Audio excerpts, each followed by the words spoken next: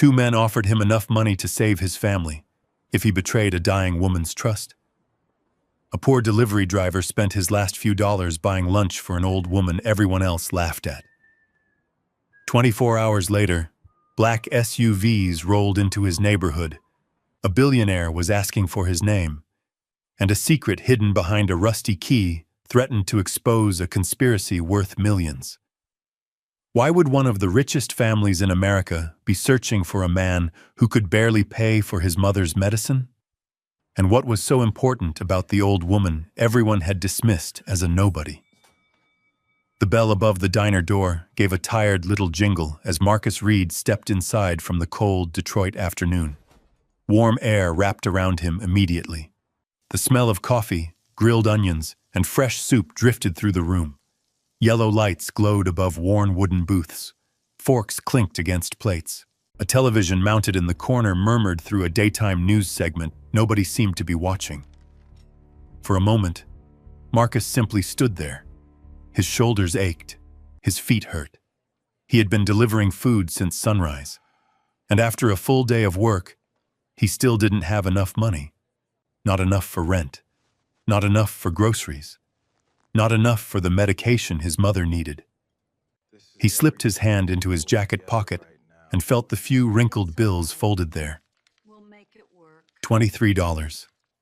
That was everything he had left. His mother needed medicine before tomorrow. He had promised her. Marcus closed his eyes briefly. Just one more delivery tonight, he thought.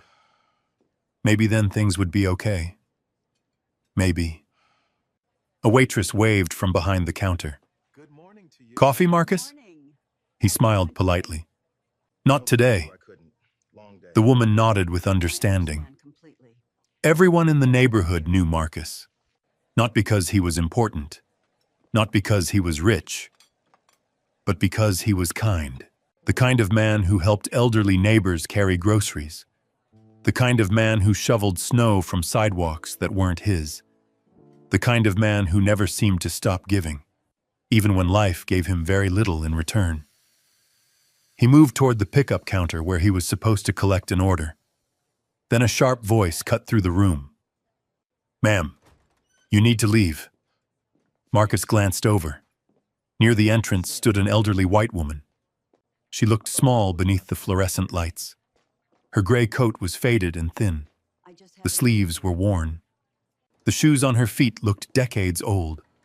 One lace was missing. She held an old handbag tightly against her chest. Not casually, desperately, as if letting go of it would mean losing everything. The waitress speaking to her folded her arms. We already told you. Customers only. A few people nearby laughed. One man shook his head, probably looking for free food. Another woman rolled her eyes. They come in here every winter. The old woman's face reddened. She lowered her eyes. I only wanted something warm to eat. Her voice was soft, almost trembling. The waitress sighed. You need money for that.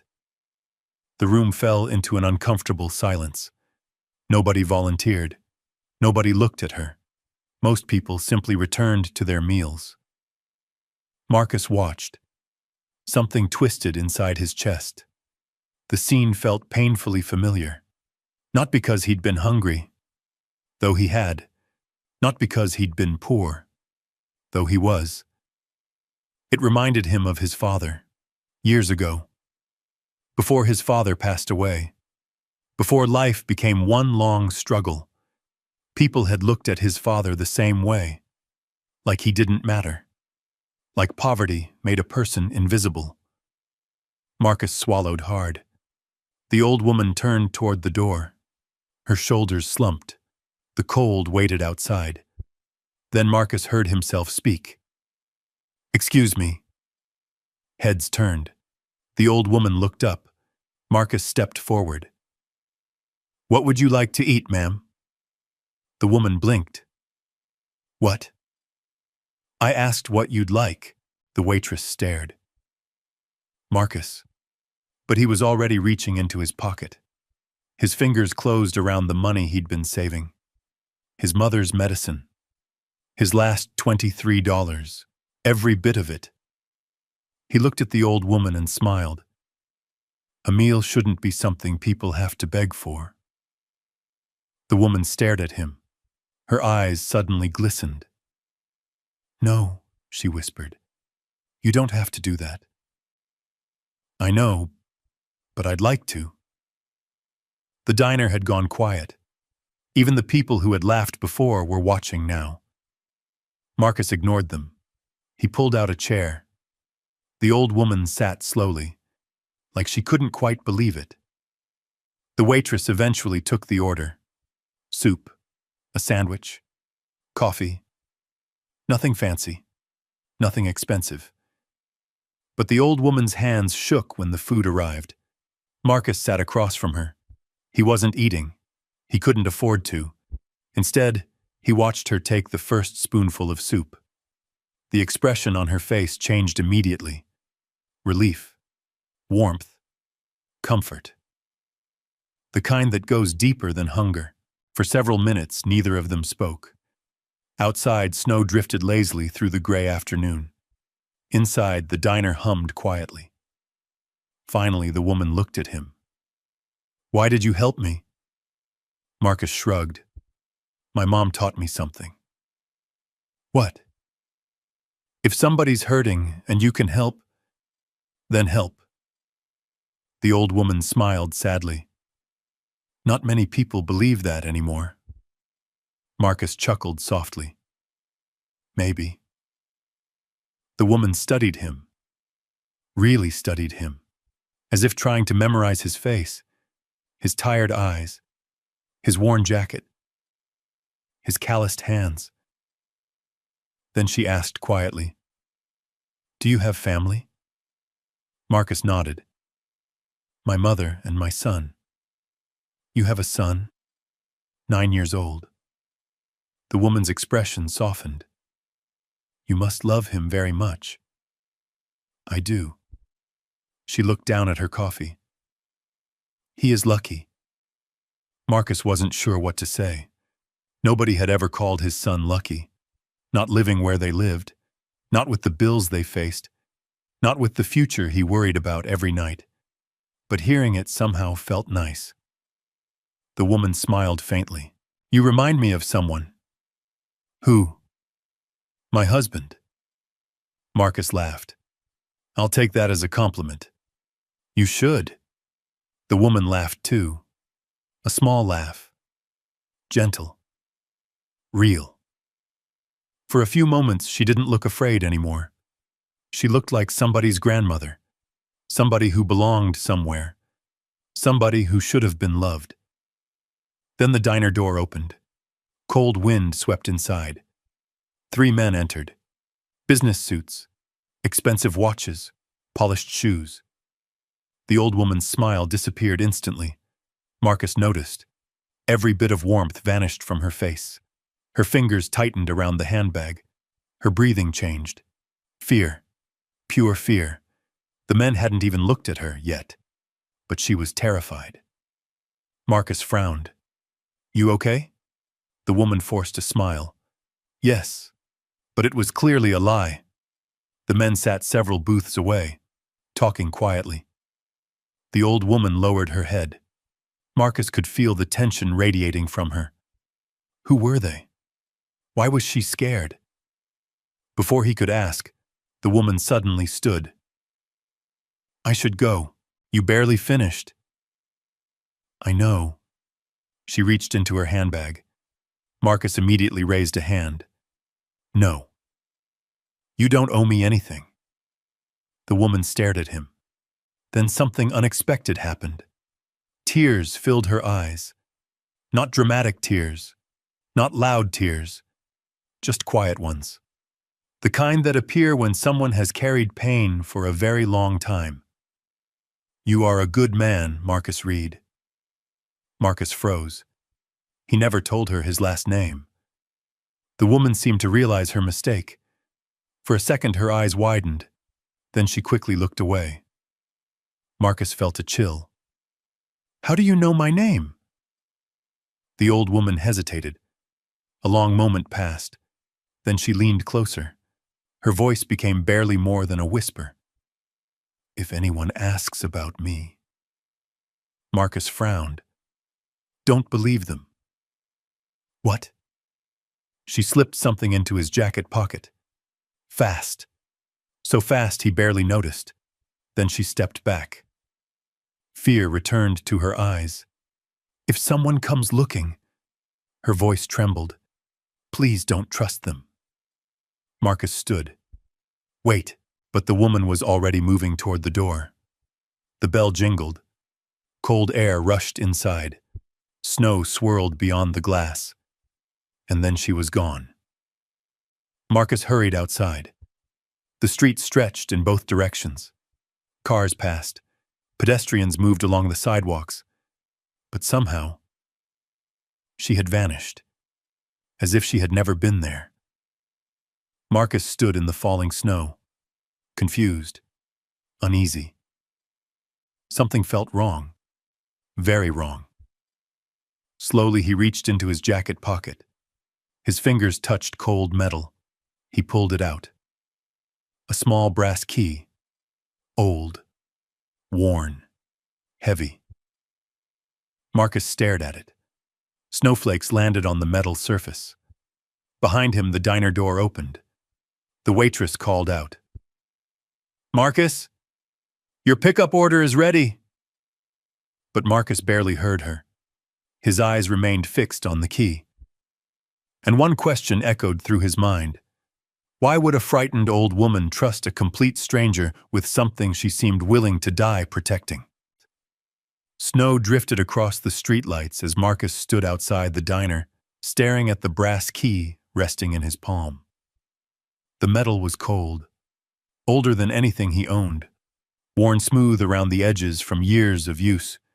There were no markings, no numbers, no names, just a small key that somehow felt heavier than it should. A horn blared somewhere down the street. Marcus blinked. Reality returned. His delivery order, his bills, his mother, his son. Whatever strange thing had just happened would have to wait. He slipped the key into his pocket and climbed onto his aging scooter. The engine sputtered twice before finally starting. "Come on, girl," he muttered. The scooter growled weakly.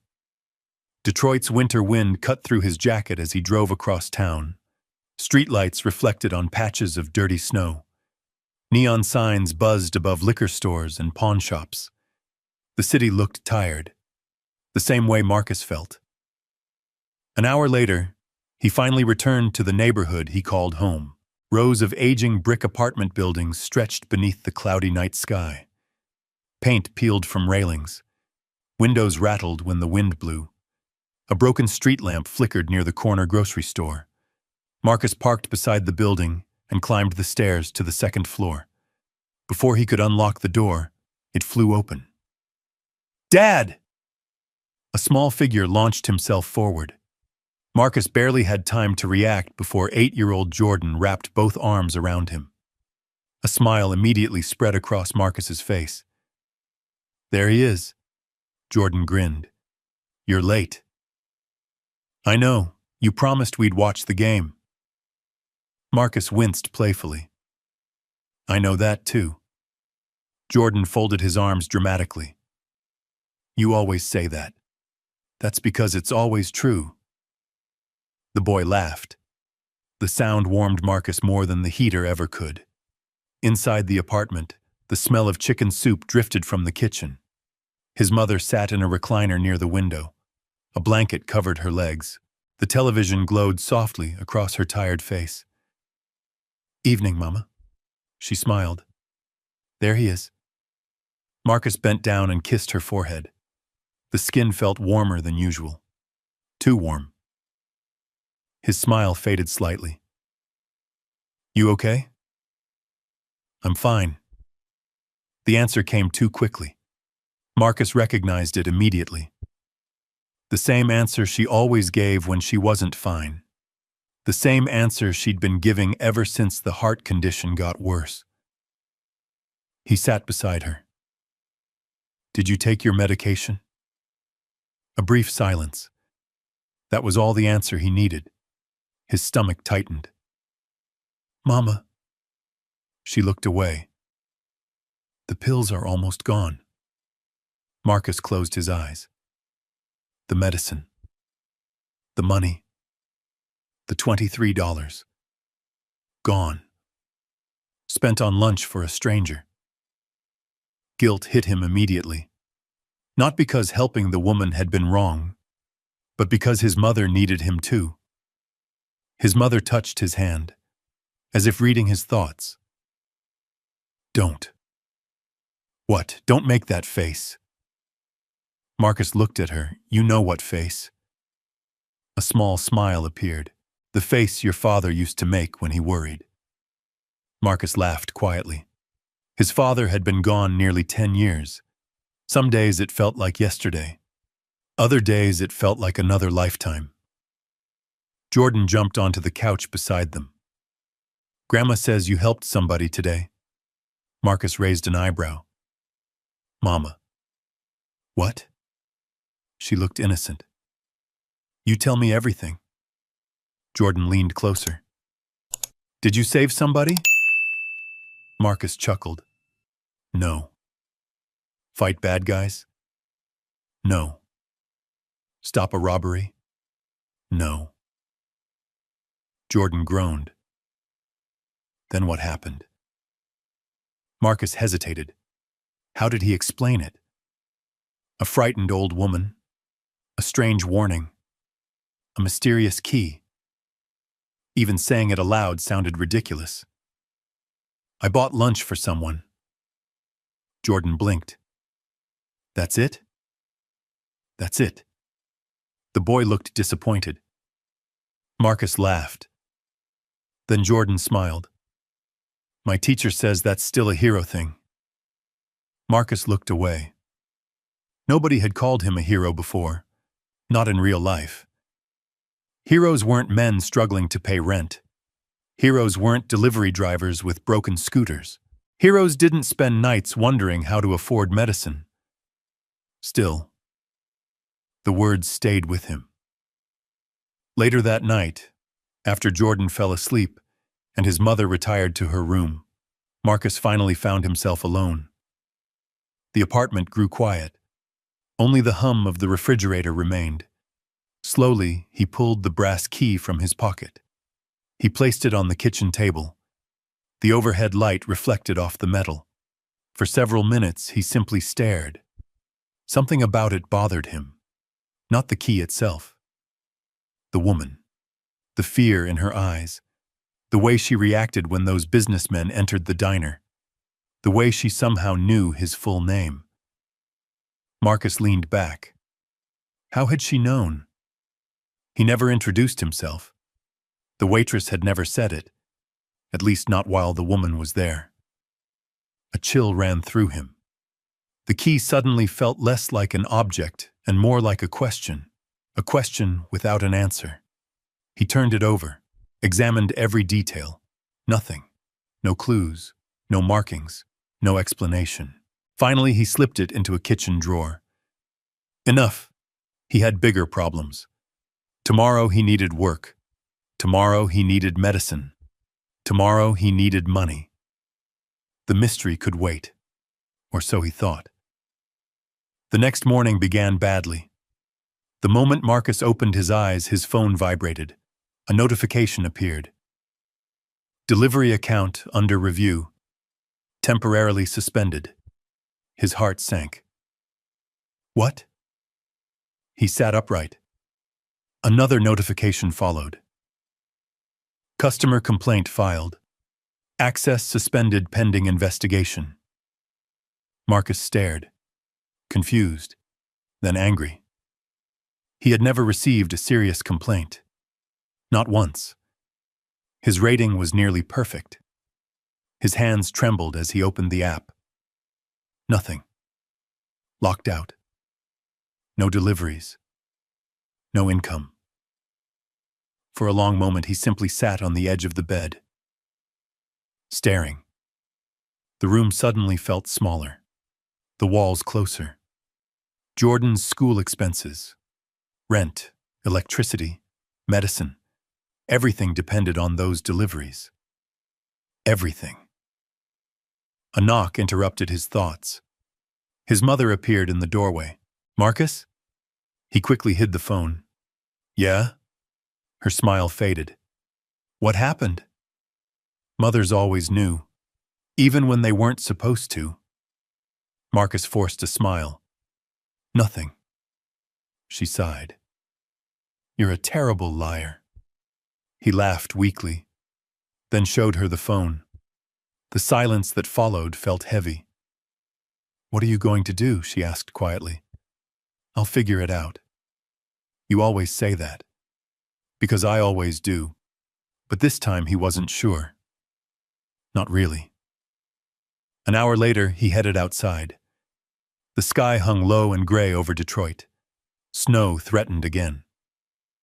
Marcus walked toward where he'd parked his scooter, then stopped. His stomach dropped. The space was empty. For several seconds, he couldn't understand what he was seeing. Then he noticed the bright orange sticker attached to the curb. "Towed unpaid registration," Marcus laughed once. A short, bitter sound. Of course. Why not? The city had finally caught up with him. No scooter, no delivery account, no money. The universe seemed determined to keep score. He stood there for a long time, watching traffic move past. People rushing to jobs. People rushing to places that needed them. Nobody noticed him. Nobody stopped. Nobody cared. And for the first time in a long while, Marcus felt invisible. Not ignored. Invisible. The way poor people often became invisible. The way hard-working people became invisible when they had nothing left to give. A familiar voice interrupted him. "Rough morning?" Marcus turned.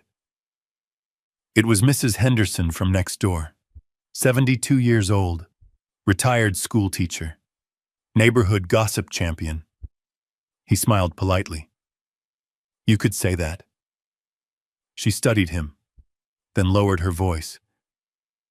"This about that old woman?" Marcus froze. "What old woman?" "The one everybody's talking about." His pulse quickened. "What are you talking about?" Mrs. Henderson pointed toward the television visible through the corner convenience store window. A news report was playing. Marcus looked. His heart stopped. A photograph filled the screen. The same woman. The woman from the diner. The woman he'd bought lunch for. The headline below her picture read, "Missing elderly woman last seen in downtown Detroit. Police seeking information." Marcus stared. His mouth went dry. The reporter continued speaking, but he barely heard the words. All he could see was her face. The fear. The warning. The key. And suddenly every strange detail from yesterday felt much more dangerous than mysterious. Mrs. Henderson frowned. "You know her?" Marcus couldn't answer, because one terrifying thought had just entered his mind. If people were searching for her, then sooner or later, someone might start searching for him too. Marcus stood frozen outside the convenience store. The television screen continued flashing images of the elderly woman. The same trembling hands, the same frightened eyes, the same face he had watched eat soup less than 24 hours earlier. A scrolling banner moved across the bottom of the screen. "Missing elderly woman, police request information." The reporter spoke about concerns for her safety, about witnesses, about unanswered questions. Marcus barely heard any of it. His pulse thudded in his ears. The brass key suddenly felt heavier inside his pocket. Much heavier.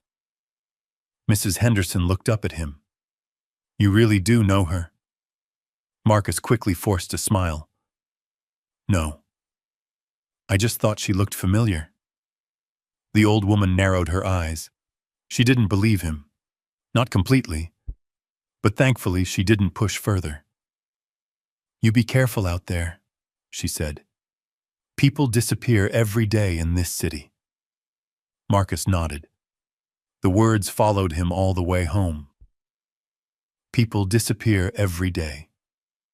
That afternoon felt endless. He spent hours calling customer support, waiting on hold, explaining, repeating himself, getting nowhere. Every conversation ended the same way. "We're sorry, sir. Your account is under review. Please wait for further investigation." Investigation. The word made him laugh bitterly. Investigation meant bills piling up. Investigation meant his mother missing medication. Investigation meant Jordan asking questions he couldn't answer. By evening, he had accomplished nothing. Nothing except growing more worried. The apartment felt darker than usual. Outside, Detroit disappeared beneath another layer of snow. Inside, the heater rattled weakly. Marcus sat at the kitchen table staring at unpaid bills.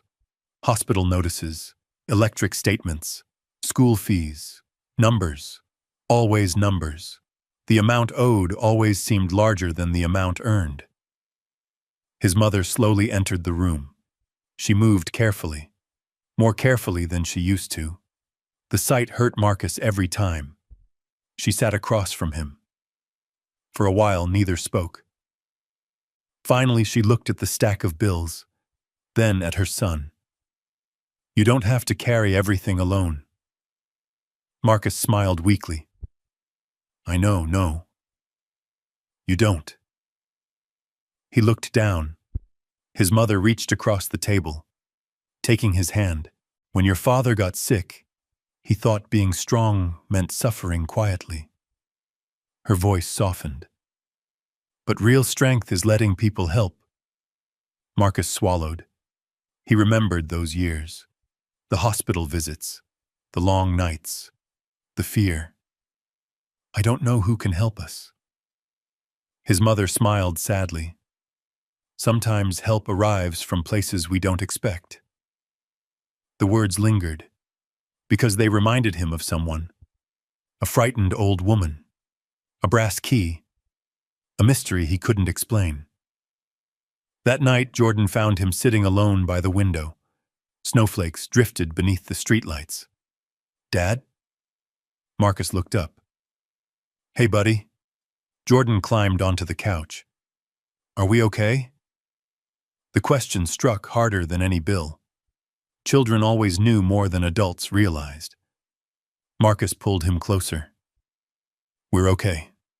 Promise?" Marcus hesitated. "Just long enough." Jordan noticed. The boy lowered his eyes. "They laughed at me today." Marcus frowned. "Who?" "Some kids at school." His stomach tightened. "What happened?" Jordan shrugged. "They said we're poor." The words landed heavily in the room. Simple. Cruel, honest. Marcus looked away, because he couldn't tell his son they were wrong. Jordan stared out the window. "I told them you're a good man." Marcus blinked. The boy continued. "I said you help people." A lump formed in Marcus's throat. "And then what?" Jordan smiled. "I told them being good matters more than being rich."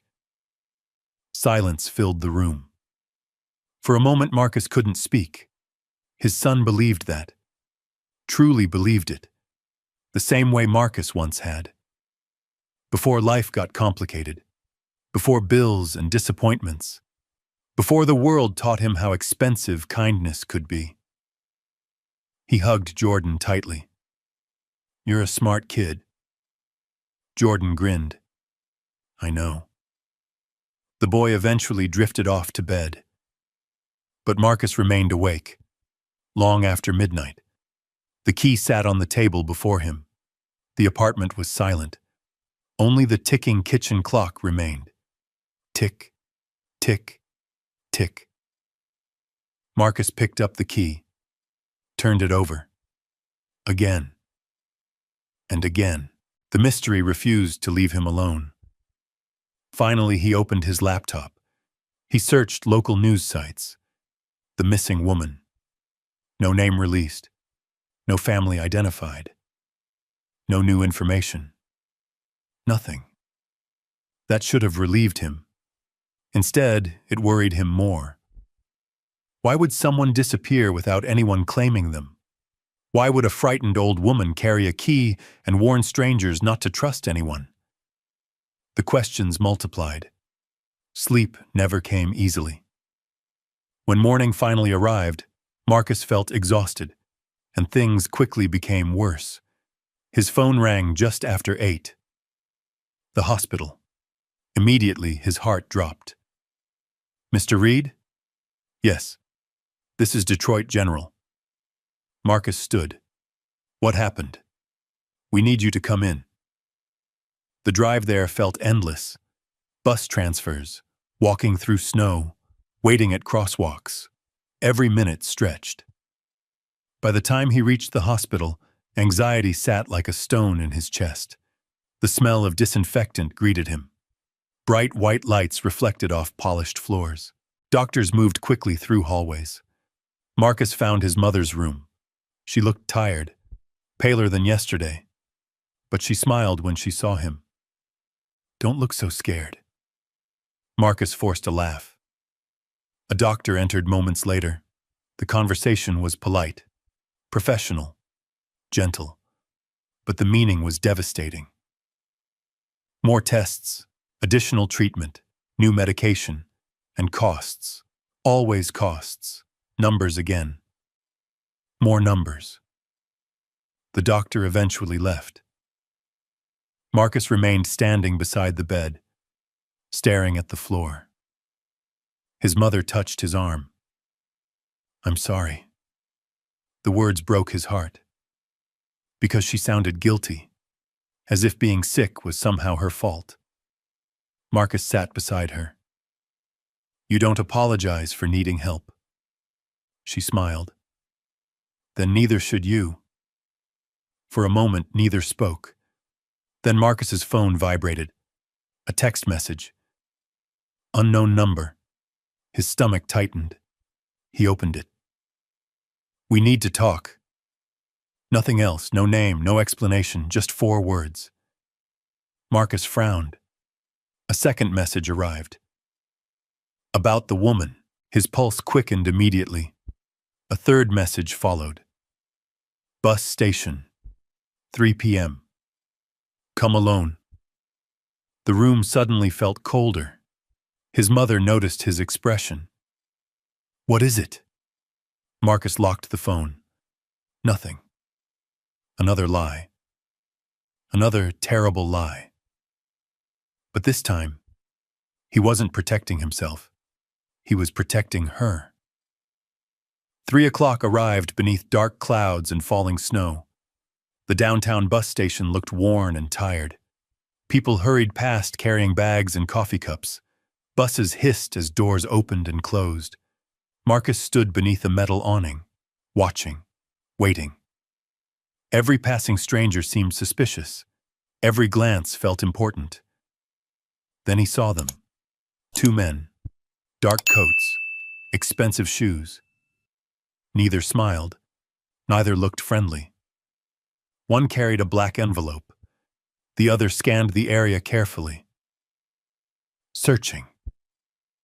Marcus immediately knew.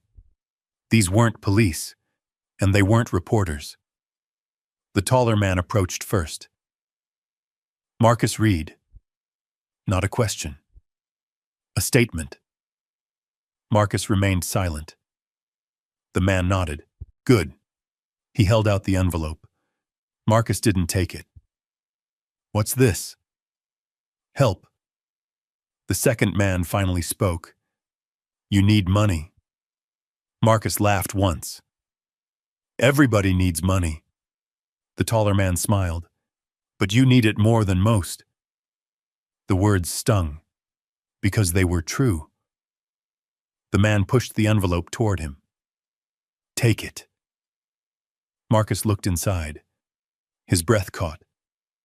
Cash. A lot of cash. Far more than he'd seen in one place in years. Hospital bills, medicine, rent, school fees. Every problem suddenly seemed solvable. For one dangerous moment. His hand almost moved. The man noticed. His smile widened. See? Marcus stared at the money, then thought about his mother. Jordan, the old woman, the fear in her eyes, and the warning she'd whispered. Don't trust them. Slowly he closed the envelope, returning it. The smile vanished from the man's face. No. Silence. Snow drifted around them. The bus station noise faded into the background. The second man stepped forward. You should think carefully. I did. The man's expression hardened. That money could save your family. Marcus looked directly at him. What do you want? The answer came immediately. The key. His heart skipped. Neither man missed it. So they knew. They knew about the key. The taller man nodded calmly. Give us the key. And forget the woman. Marcus took a slow breath. No. Silence. The air seemed to freeze. The second man's jaw tightened.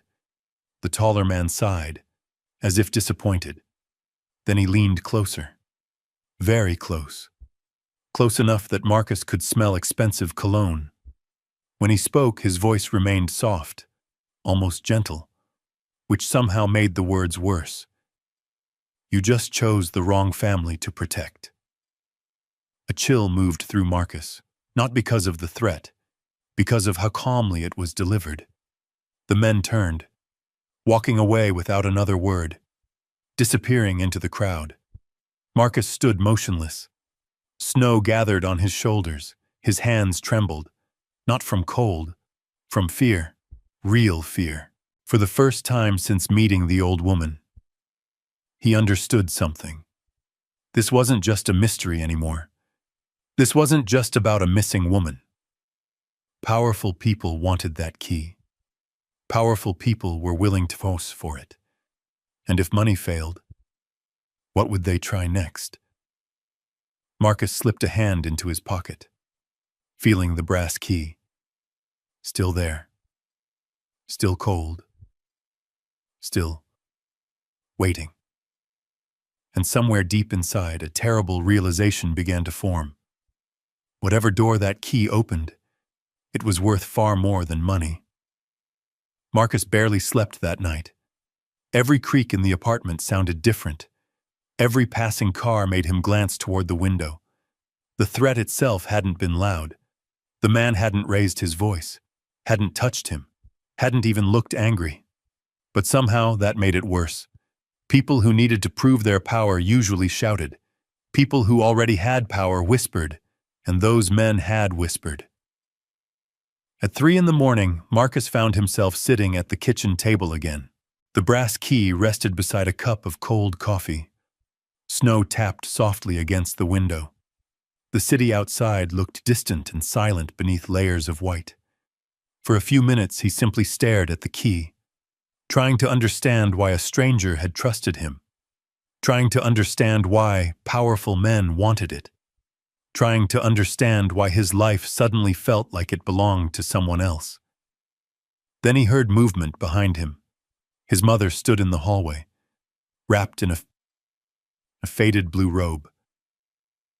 You're awake again. Marcus forced a smile. So are you. She walked slowly into the kitchen. Age and illness had changed the way she moved, but not the way she looked at him. A mother always knew when something was wrong. She sat across from him. Neither spoke immediately. Finally, she nodded toward the key. That's what's keeping you up. Marcus looked down. He hadn't realized he left it sitting there. It's complicated. She smiled faintly. The most dangerous things usually are. He laughed quietly. You're supposed to tell me not to get involved. I raised you. Her eyes softened. You've never walked away from someone who needed help. Marcus sighed. Maybe that's the problem. His mother studied him carefully. Then she reached across the table, covering his hand with hers. No. Her voice was gentle. That's the reason you're still the man I respect most. The words settled deep inside him. For a moment the fear faded, only for a moment, because reality returned quickly. Hospital bills, lost income, threats, unknown enemies, the weight of everything waiting outside those apartment walls. The next morning brought another problem, a much bigger one. Marcus stepped outside shortly after sunrise.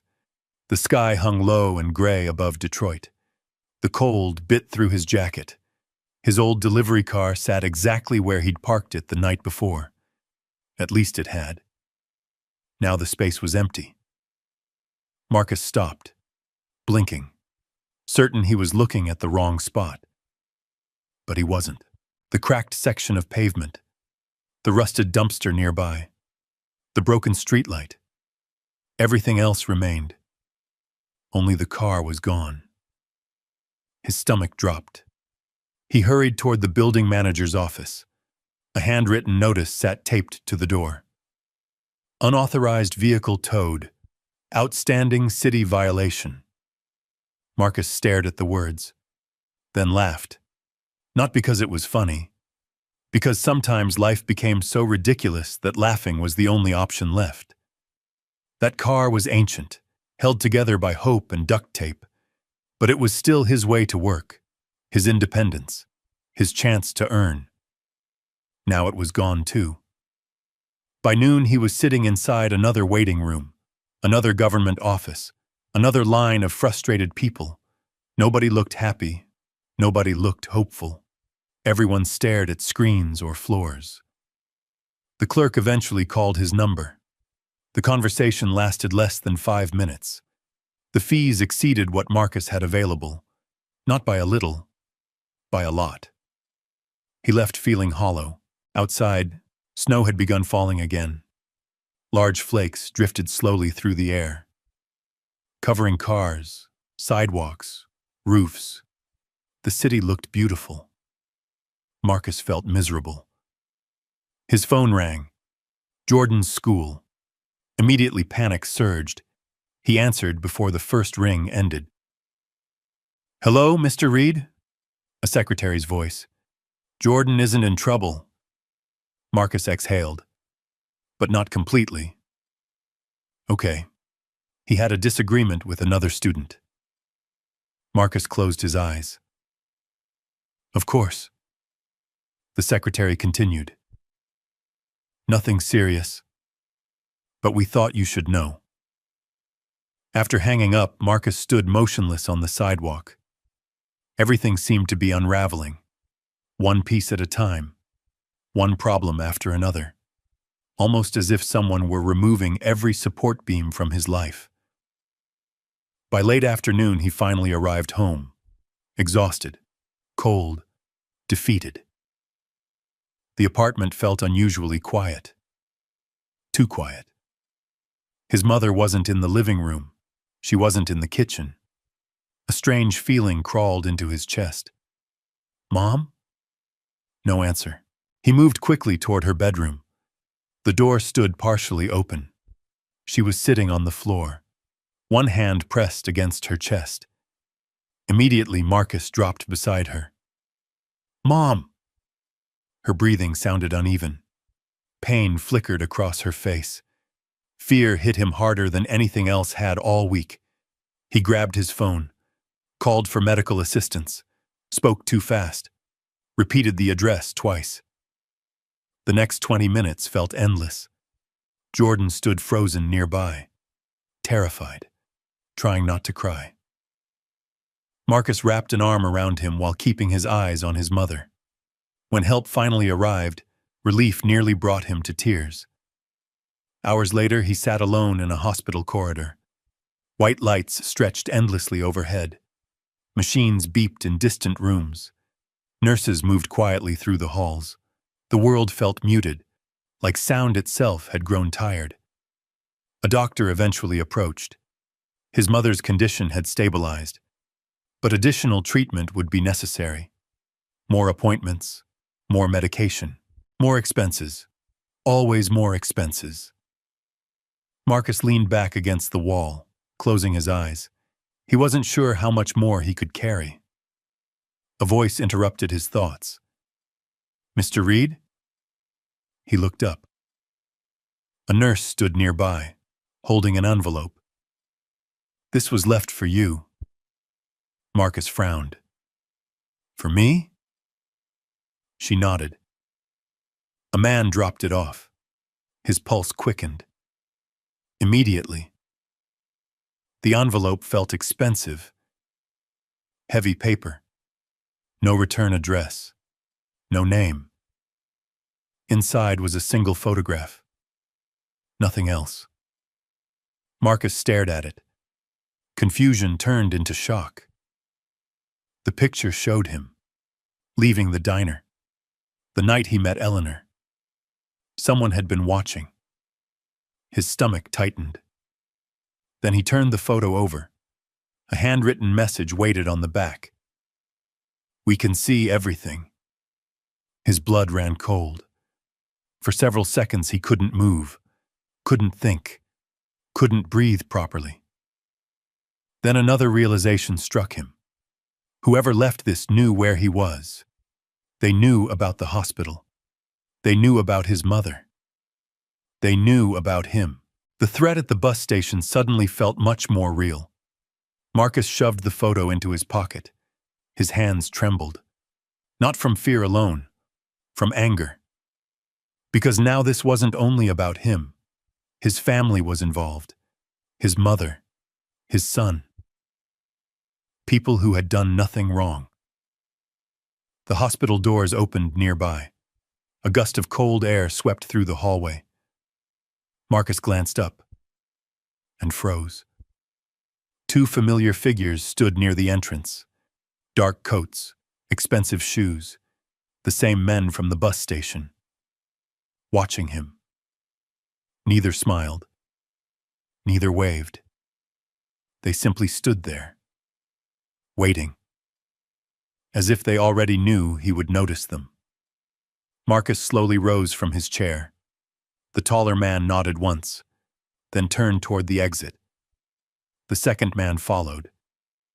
No words, no confrontation, no explanation, just a reminder. We know where you are, we know who you love, and we are still watching. Marcus remained frozen long after they disappeared. His heart pounded against his ribs. Every instinct told him to walk away, to find the key, hand it over, protect his family, end this nightmare. It would be easy. One decision, one exchange, one surrender. But then he remembered Eleanor, the fear in her eyes, the way she held the soup bowl with shaking hands, the way she whispered her warning. If anyone asks about me, don't believe them. For the first time since all of this began, Marcus understood something important. The old woman hadn't been hiding from people who wanted money. She had been hiding from people who already had it, and that made them far more dangerous. The hospital room door opened behind him. A nurse stepped out. "Your mother is asking for you." Marcus nodded.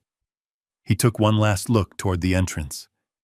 The men were gone, but their shadow remained, following him, waiting, growing larger.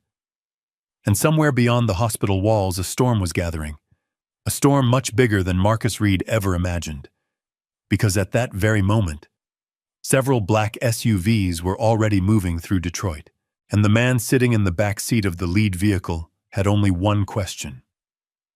Had Marcus Reed truly been the stranger who bought lunch for his mother? Because if the answer was yes, everything was about to change. Marcus left the hospital just after sunrise. The sky above Detroit looked pale and exhausted. The kind of winter morning that made the entire city seem quieter than usual. His mother's condition had stabilized. That should have brought relief. Instead, his stomach remained tied in knots. The men at the hospital, the photograph, the threats, the missing woman, the key. Every problem seemed connected now. He just couldn't see how. Snow crunched beneath his boots as he walked toward the bus stop. His phone battery was nearly dead. His bank account was worse, and his future looked uncertain. For the first time in years, Marcus felt genuinely trapped. Not poor, not unlucky, trapped, as though invisible walls were slowly closing around him. By the time he reached his neighborhood, the weak morning sun reflected off rows of aging apartment buildings.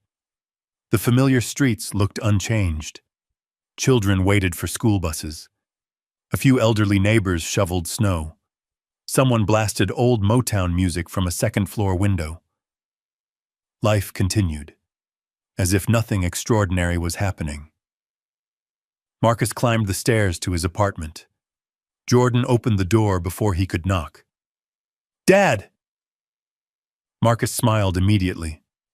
No matter how bad life became, seeing his son always helped. "Hey, buddy." Jordan wrapped his arms around him, then stepped back. "You look tired." "I feel tired." Jordan nodded seriously. "Grandma okay?" Marcus hesitated, then smiled. "She's tougher than both of us." That answer seemed to satisfy him, for now. Inside, the apartment felt warmer than usual. Mrs. Henderson sat at the kitchen table drinking tea. Marcus blinked. "Mrs. Henderson." The elderly neighbor smiled nervously. "Oh, good. You're home." Something in her voice immediately felt wrong. Marcus set down his coat. "What happened?" Mrs. Henderson exchanged a glance with Jordan, then stood. "Maybe we should talk outside." His heart immediately dropped. Outside. The hallway suddenly felt too narrow, too quiet. "What is it?" Mrs. Henderson lowered her voice. "There are people looking for you." Marcus froze. "Who?" "I don't know." Her expression tightened. "But they aren't from around here." A chill traveled through him. The black-suited men. They found his building, his neighborhood, his family. Marcus looked toward the apartment door, toward Jordan. Fear settled heavily inside him. What did they want? They didn't say. Mrs. Henderson crossed her arms. But they were asking questions. What kind of questions? About you. Marcus remained silent. The old woman stepped closer. "I didn't tell them anything." Relief washed over him. "Thank you."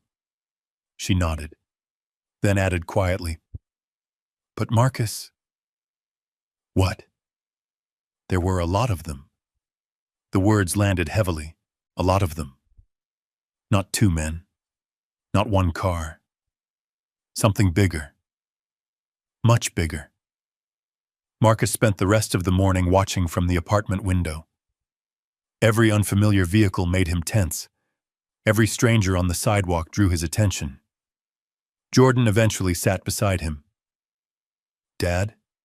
"Yeah?" "Are we hiding?" Marcus looked down. Children always noticed more than adults expected. He managed to smile. "No." Jordan didn't look convinced, but thankfully he didn't push further. Around noon, Marcus finally relaxed slightly.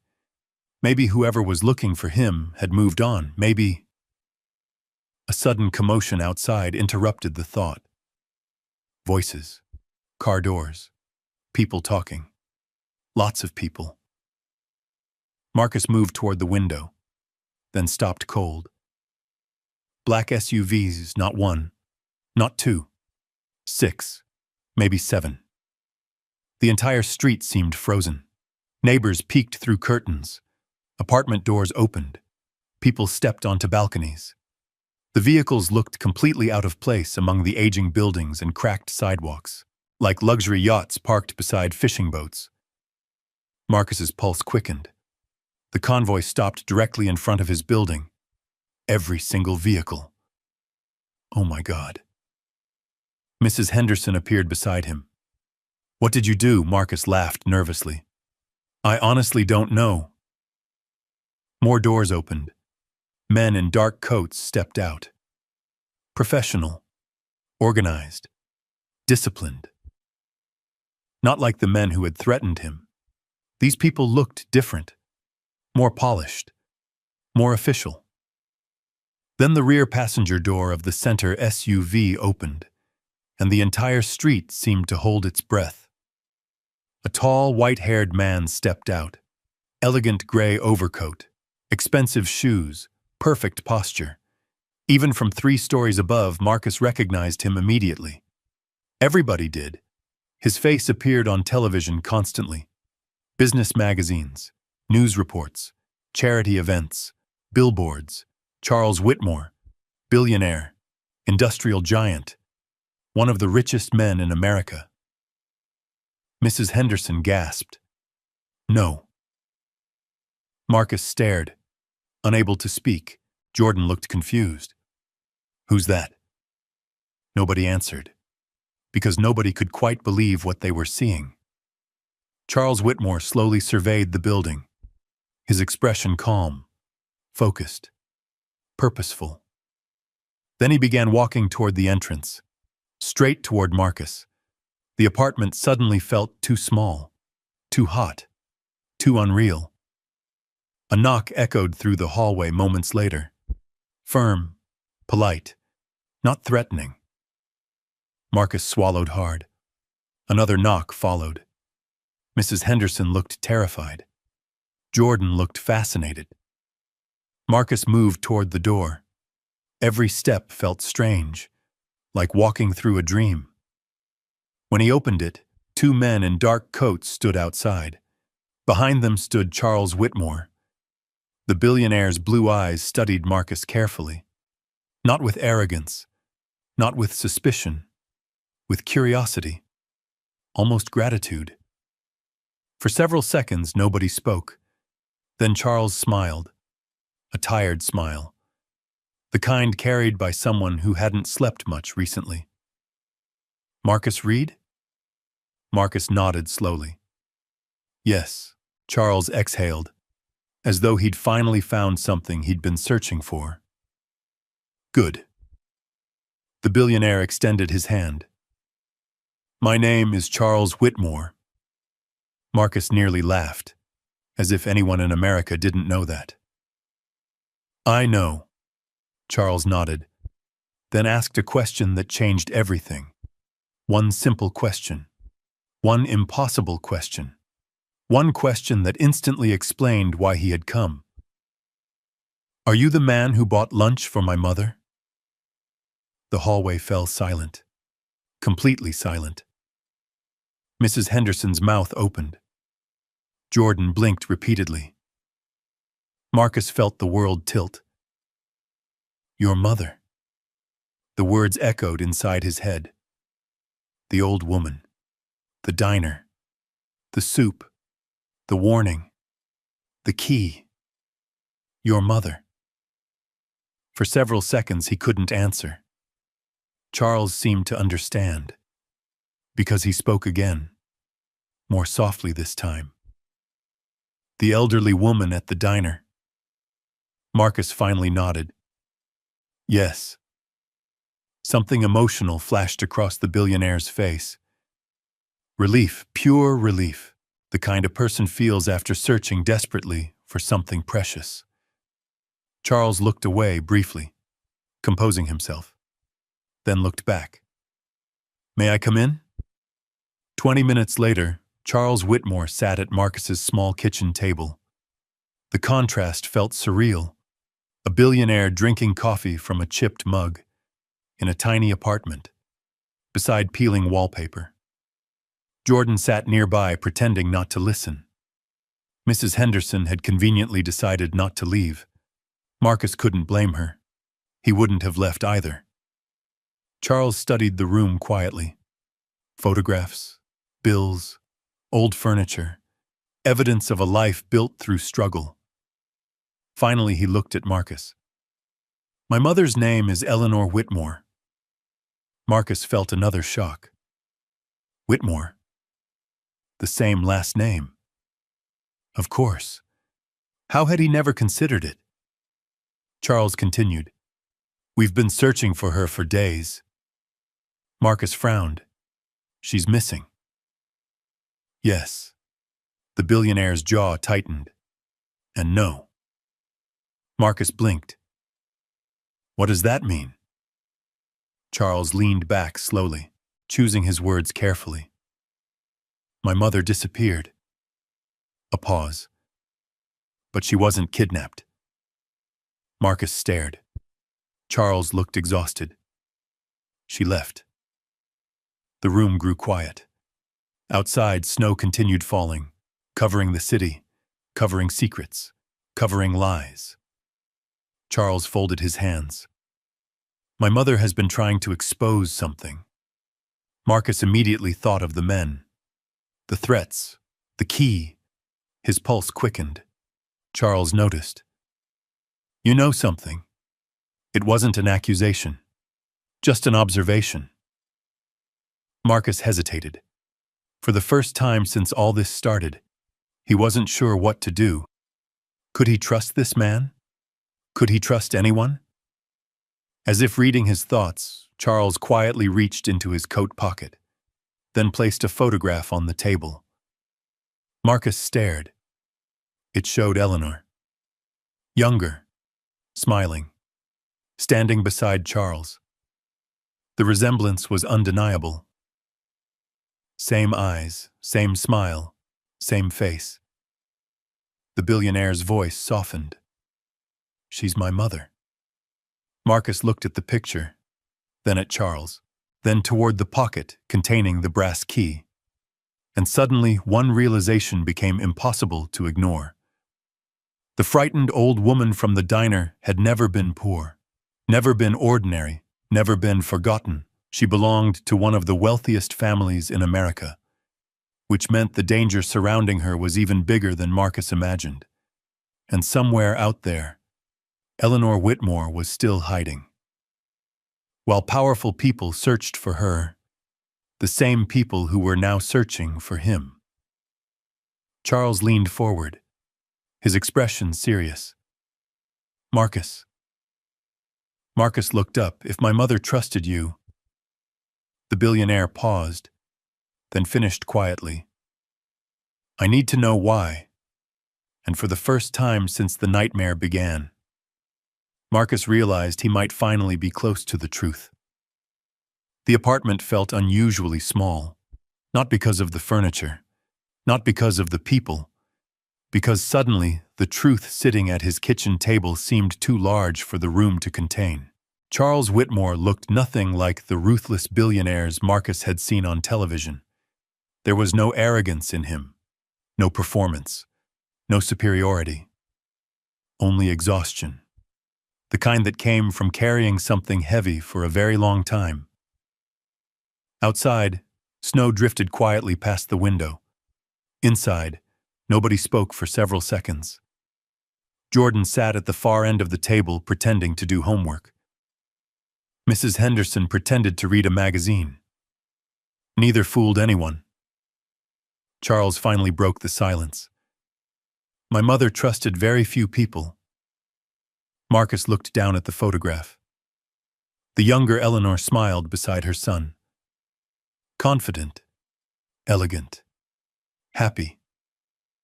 Nothing like the frightened woman from the diner. "What happened to her?" Marcus asked. Charles leaned back slowly. His eyes drifted toward the snow-covered street. For a moment he seemed lost in memories. "My mother helped build Whitmore Industries." Marcus blinked. "You mean she worked there?" Charles almost smiled. "No. pause. She helped create it. The room fell silent again. Marcus stared. Charles continued.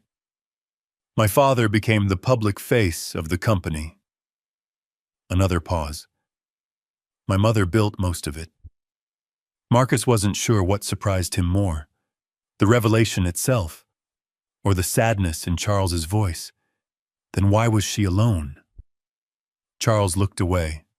The question clearly hurt. Because success changes people. His fingers tightened around the coffee mug.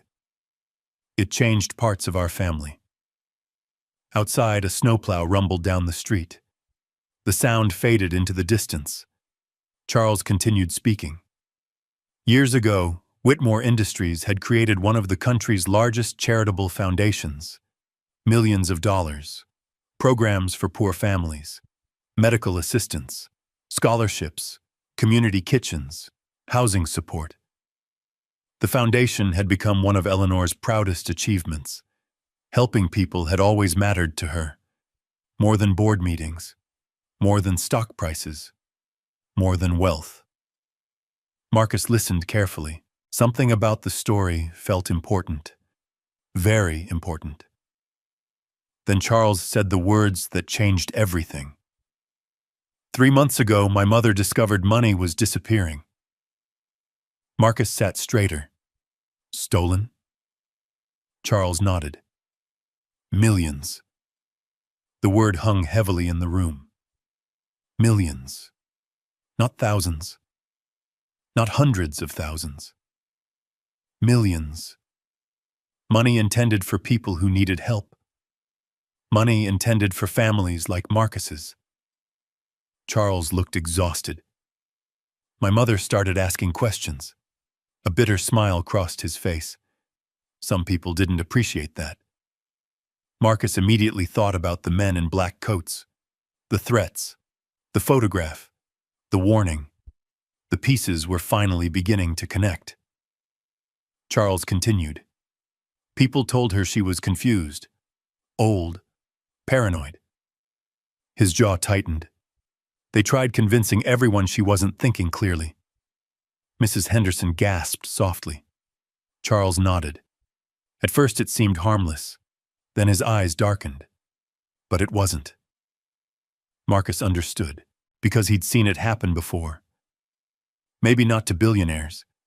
Maybe not inside corporations. But he'd seen people ignored because they were old. Dismissed because they were poor. Overlooked because nobody wanted to hear uncomfortable truths. Charles rubbed his forehead. 2 weeks ago, she disappeared. Marcus immediately reached into his pocket. The brass key felt cold against his fingers. Charles noticed. Both men looked at each other. A silent understanding passed between them. Slowly, Marcus placed the key onto the table. The room seemed to stop breathing. Even Jordan looked up. Charles stared at it.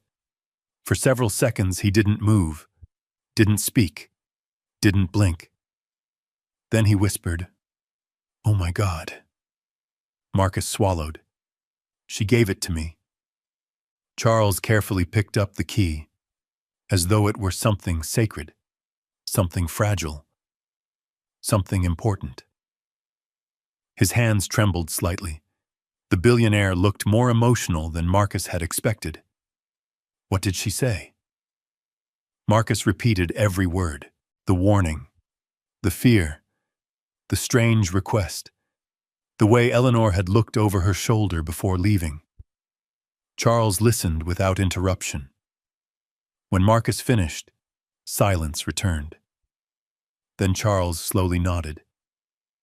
She found someone. Marcus frowned. What? Charles looked directly at him. The person she was looking for. I don't understand. A sad smile appeared. My mother believed character mattered more than status. He looked around the apartment, at the worn furniture, the faded paint, the unpaid bills. Then back at Marcus. She spent years surrounded by powerful people, A pause. Most disappointed her. Marcus wasn't sure what to say. Charles leaned forward. My mother used to tell me something. What? Never trust a person because they're rich. The billionaire smiled faintly. Trust them because they're kind when nobody is watching. The words settled heavily inside the room. Marcus looked away, suddenly uncomfortable, because nobody had ever described him that way. Kindness had never felt like an achievement. It was simply who he tried to be, even when life punished him for it. Charles carefully placed the key back on the table. I know where this goes. Marcus's eyes widened. You do? Charles nodded. A private storage box. His pulse quickened. The evidence? Possibly. The billionaire's expression darkened. If my mother managed to gather everything. He didn't finish the sentence. He didn't need to. Marcus understood. Everything. The theft. The fraud. The names. The proof, all hidden behind a single lock. And the key to that lock sat between them. Suddenly Jordan spoke. The room jumped slightly. Dad? Marcus looked over. Yeah? The boy pointed toward the window. I think we're being watched. Every adult in the room froze. Charles stood immediately, moving toward the curtains. Marcus followed. Outside, across the street, a black sedan sat parked beside a snow-covered curb. The engine running, dark windows, motionless, watching. The billionaire's face hardened instantly. One glance told him everything. That's not my security. Marcus felt his stomach drop. Charles reached into his coat, pulled out his phone, spoke quietly into it. 3 short sentences. Nothing more. Within minutes, 2 of the security personnel downstairs moved toward the vehicle. The sedan pulled away immediately, disappearing around the corner. Nobody in the apartment relaxed, because everyone understood what it meant.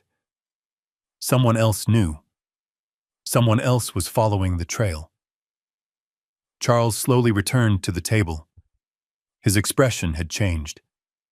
The warmth was still there. But now something else existed too. Urgency. They know she found someone. Marcus nodded.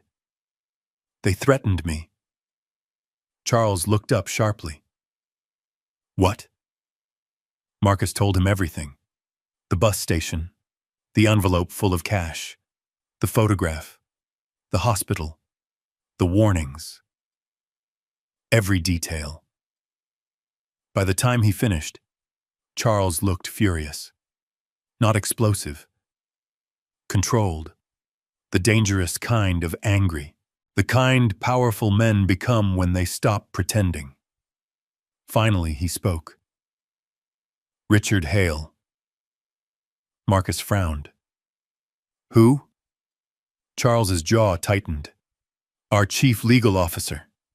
The name meant nothing to Marcus, but the reaction meant everything. Charles stood, walking slowly toward the window again. He controls most of the foundation records. A pause. He also controlled access to my mother. Marcus suddenly understood. Not all of it, but enough. Richard Hale wasn't stealing alone. People like that never did. They built networks, protection, layers, and somewhere inside those layers, Eleanor had discovered the truth.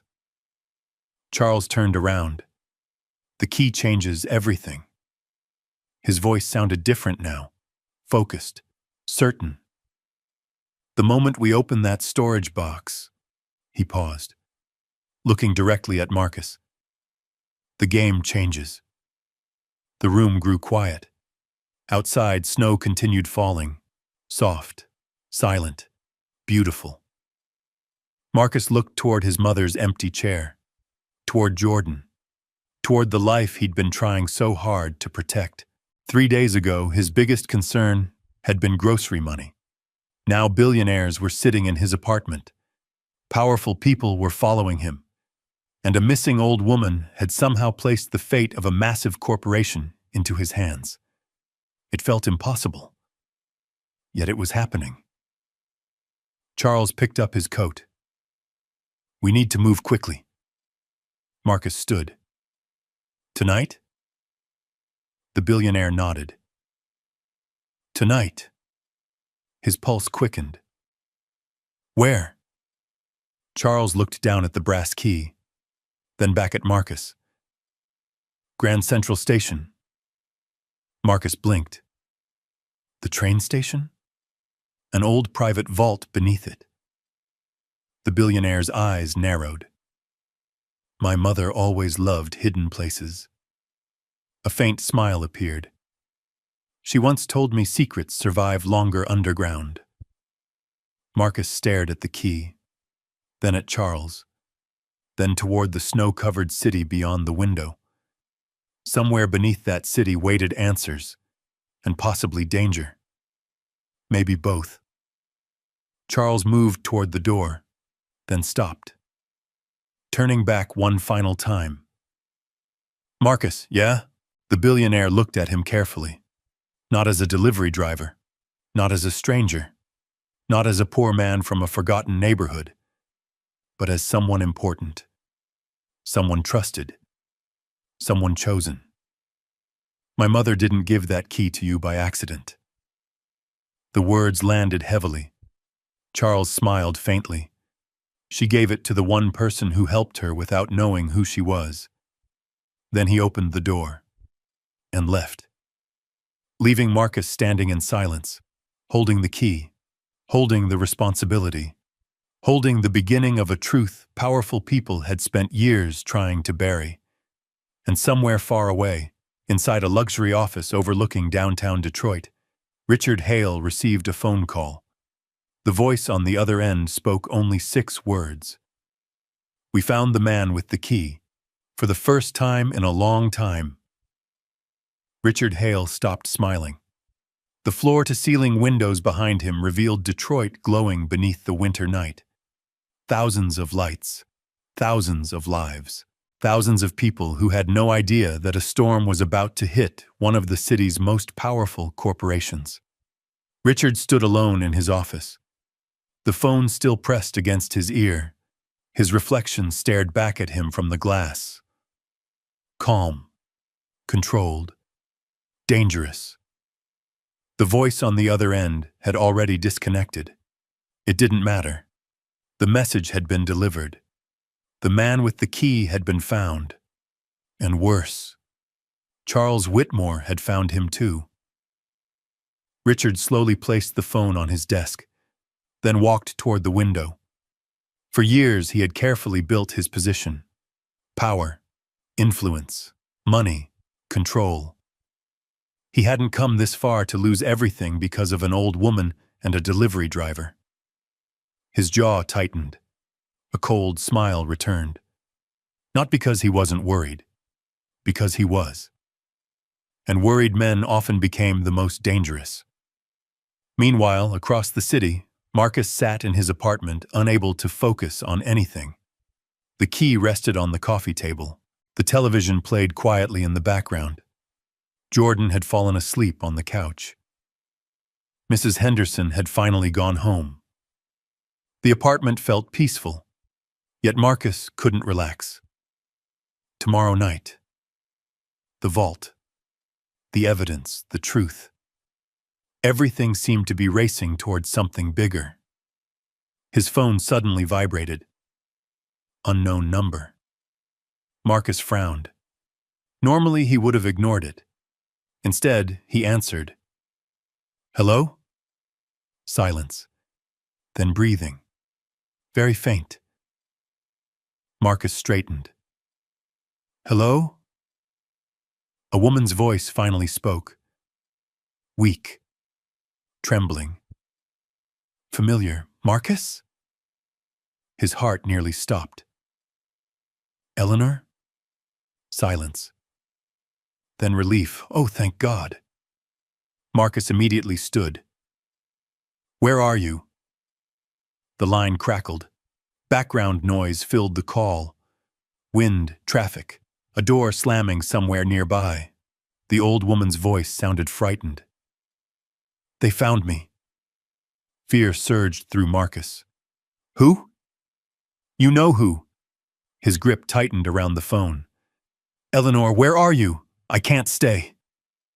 The line crackled again. "I only called because I needed to know something." Marcus listened carefully. "What?" A long pause followed. Then, "Do you still have the key?" Marcus looked toward the coffee table. "Yes." A breath of relief came through the speaker. "Good." "Eleanor, listen carefully." Her voice became urgent. "The people around Richard aren't the only problem." Marcus froze. "What do you mean?" Another pause. Longer this time. "Then," rushed Charles. His stomach tightened. "I do." "Good." A noise sounded in the background. A man's voice. Distant. Searching. Eleanor immediately lowered her voice. "They're close." Marcus's pulse quickened. "Tell me where you are." "No." "What?" "If you know, they can make you tell them." "Eleanor, promise me something." The fear in her voice stopped him. "What? Whatever happens tomorrow." Another pause. "Don't walk away." Marcus closed his eyes, because suddenly he understood. She wasn't worried about herself. She was worried about the truth. The truth mattered more. More than money. More than reputation. Maybe even more than safety. "I promise." Eleanor exhaled softly. "Thank you." The line disconnected. Marcus stood motionless. The room felt colder, somehow lonelier, because for the first time he realized how afraid Eleanor truly was, and yet she kept fighting. The next morning brought a completely different kind of pain. Humiliation. The kind that lingered. The kind that followed people home. Marcus's phone buzzed repeatedly before breakfast. Messages, notifications, missed calls. At first he didn't understand. Then he opened social media, and his stomach dropped. Someone had posted photographs of him. The diner, the hospital, the bus station, even his apartment building. A headline appeared beneath the images. "Local delivery driver accused of scamming elderly woman." Marcus stared. Disbelief turned into anger. The article claimed he manipulated Eleanor, claimed he tricked her, claimed he was seeking money. The lies spread rapidly. Comments multiplied. Thousands of strangers sharing opinions, judging, mocking, condemning, people who knew nothing, yet spoke with certainty. Marcus felt sick. By noon, the damage had already spread. Jordan came home from school early. His face looked pale, his eyes red. Marcus immediately knew. What happened? The boy looked down. Nothing. A lie. A terrible lie. Marcus knelt beside him. "Jordan." The boy's voice cracked. "They showed me the pictures." Marcus closed his eyes. Pain washed through him. "What pictures? You?" Jordan swallowed hard. "Kids said you're a criminal." The room became silent. Marcus couldn't speak, couldn't breathe, couldn't think. Because this wasn't about him anymore. Again. It was reaching his son. Jordan wiped his eyes quickly, trying to look brave, trying to act older than he was. Marcus wrapped his arms around him, and for a moment, neither said anything. Outside, snow drifted quietly through the afternoon. Inside, a father tried desperately to hold his world together. The hospital called an hour later. Another bill.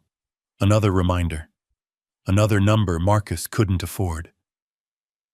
By evening, he felt completely exhausted. Emotionally. Physically. Spiritually. Everything hurt. The apartment. The bills. The accusations. The fear. The uncertainty. Even the hope Charles had brought now felt fragile. As darkness settled over Detroit, Marcus returned to the hospital to visit his mother. The corridors glowed beneath harsh white lights. Machines beeped steadily. Visitors moved quietly through the halls. His mother immediately noticed something was wrong. "You look worse than I do." Marcus laughed softly. "Not possible." She smiled. Then her expression changed. "What happened?" Marcus hesitated, then told her. "Not everything. Just enough. The articles, the accusations. Jordan, the pressure." His mother's eyes filled with sadness. Not for herself. For him. After he finished speaking, silence lingered between them. Finally, she reached for his hand, the same way she had when he was a child. "When you were 9 years old." Marcus smiled faintly. "Here it comes. A childhood story." His mother continued. "You found a stray dog behind our building." Marcus laughed. "I remember." The dog had been skinny, hungry, terrified. His mother nodded. "You brought him home." "He bit me." "He did." Marcus smiled. Blood, tears, a trip to urgent care. He remembered it clearly. His mother squeezed his hand. "Did you stop helping him?" "No." "Why?" Marcus thought about it. Because the answer seemed obvious. He was scared. His mother smiled softly. "Exactly." The room grew quiet. Then she said something Marcus would remember for the rest of his life. "Kind people always get hurt first." Marcus looked at her. "But eventually," she smiled, "they become the reason other people survive." Tears burned behind his eyes, because he wanted to believe her. Wanted to believe this suffering meant something. Wanted to believe all of it wasn't pointless. When Marcus finally left the hospital, night had fully arrived. The city glowed beneath neon lights and falling snow. He walked alone toward the parking garage where Charles's driver waited. Tomorrow they would go to the vault. Tomorrow they would open the box. Tomorrow the truth would finally emerge. At least that was the plan. Then his phone rang again. Charles Whitmore. Marcus answered immediately. "Charles." The billionaire's voice sounded tense. "Where are you?" "Leaving the hospital." A pause. Then, "We have a problem." Marcus stopped walking. "What happened?" Charles exhaled slowly. "Richard Hale knows about the vault." Marcus felt ice flood through his veins. "How?" "We don't know."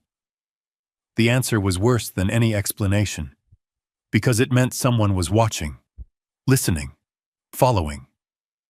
Charles continued. "I've doubled security. Is it enough?"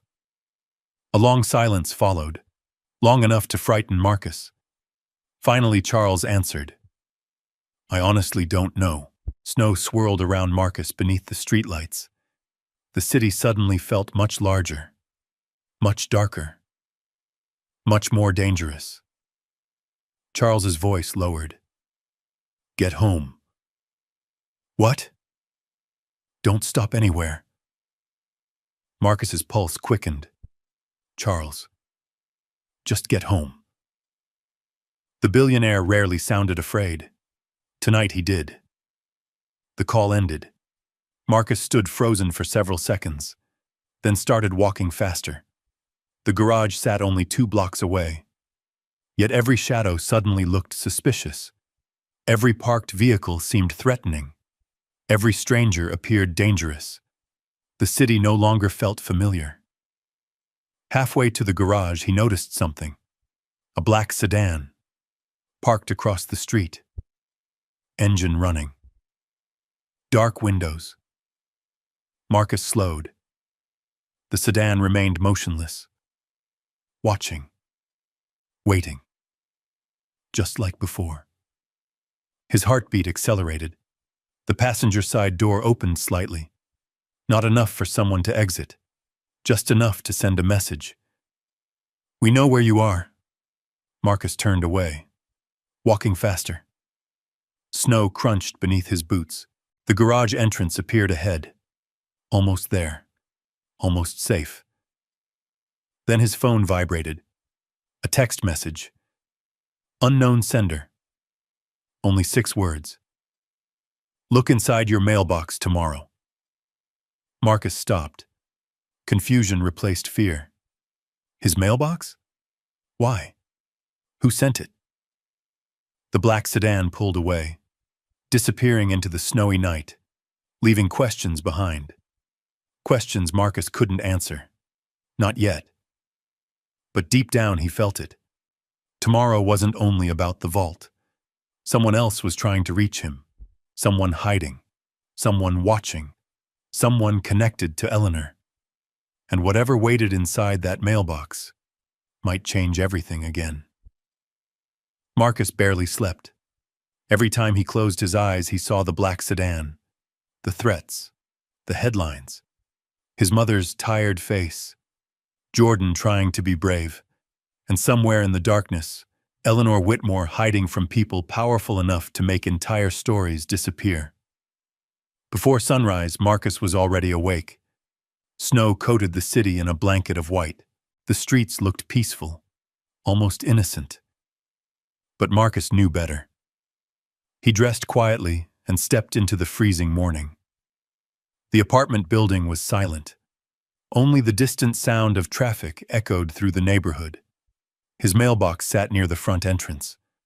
Old metal, paint peeling, nothing special. Yet his pulse quickened as he approached. The anonymous message echoed in his mind. "Look inside your mailbox tomorrow." Marcus slid the small door open. At first he saw nothing. Then his fingers touched an envelope. No stamp, no address, no name. Just a plain white envelope. His stomach tightened. He pulled it out carefully. Inside was a folded sheet of paper. Only one sentence had been typed. "She trusted you because you bought her lunch." Beneath the sentence was another line. "They trust money. She trusted character." Marcus stared, then flipped the paper over. Nothing. No signature. No explanation. But tucked behind the note was something else. A photograph. His breath caught. The picture showed Eleanor Whitmore. Not recently. Years ago. She stood beside dozens of children inside a community kitchen. She wasn't wearing expensive jewelry, wasn't dressed like a billionaire. She wore a simple apron, and she was smiling. The same warm smile Marcus remembered from the diner. Written on the back were 3 words: "Don't give up." Marcus swallowed hard. The handwriting looked shaky. Old. It was Eleanor's. Someone had delivered it recently. Someone who knew where he lived. Someone helping her. For the first time in days, a small spark of hope appeared. Eleanor was still fighting, which meant Marcus could not quit. Not now. Not when things were finally moving. By afternoon, a black SUV waited outside his apartment. This time, Marcus didn't panic. Charles Whitmore stepped out himself. The billionaire looked exhausted. Dark circles rested beneath his eyes, but determination burned in them. "You ready?" Charles asked. Marcus nodded. "As ready as I'll ever be." Charles glanced at the envelope in Marcus's hand. "What's that?" Marcus showed him the photograph and note. For several seconds, Charles simply stared. Then emotion crossed his face. My mother wrote that. Marcus nodded. I thought so.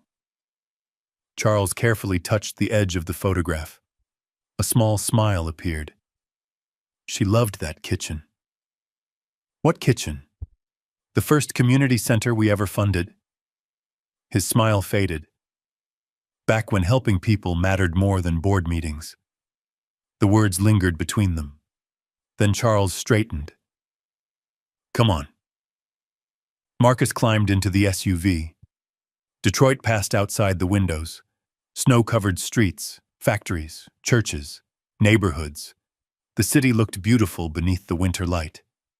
Yet Marcus barely noticed. His mind remained fixed on one thing: the key. Eventually, the skyline changed. The old train station appeared ahead. Massive, historic, grand. Its stone walls rose above the city like a forgotten castle. Marcus had driven past it many times, never imagining he would enter it, never imagining answers waited beneath it. Security personnel already stood near a side entrance. Charles led the way. The station's interior felt enormous. Marble floors, towering ceilings, echoing footsteps. History lingered in every corner. Yet they weren't headed toward the public areas. Instead, Charles guided him down a narrow hallway, then another, then a staircase, and another. The deeper they went, the quieter everything became. Eventually, they reached a steel door, heavy, old, secure. Charles pulled out a keycard. The lock clicked. The door opened. Cold air drifted out. Beyond it lay a private vault area. Rows of storage boxes stretched into the distance. Marcus stopped walking. The place felt different, almost sacred, like secrets lived here. Charles checked a small paper, then pointed. There. Box 318. Marcus looked down at the brass key in his hand. The key that had changed everything. The key Eleanor trusted him to protect. His fingers trembled slightly. Charles noticed. Nervous? Marcus laughed softly. Terrified. The billionaire smiled. Good. What? Means you're taking it seriously? They approached the box together. The number matched. For a moment, neither man moved. The silence felt enormous. Then Marcus inserted the key. It fit perfectly. A click echoed through the room. Both men froze. The lock released.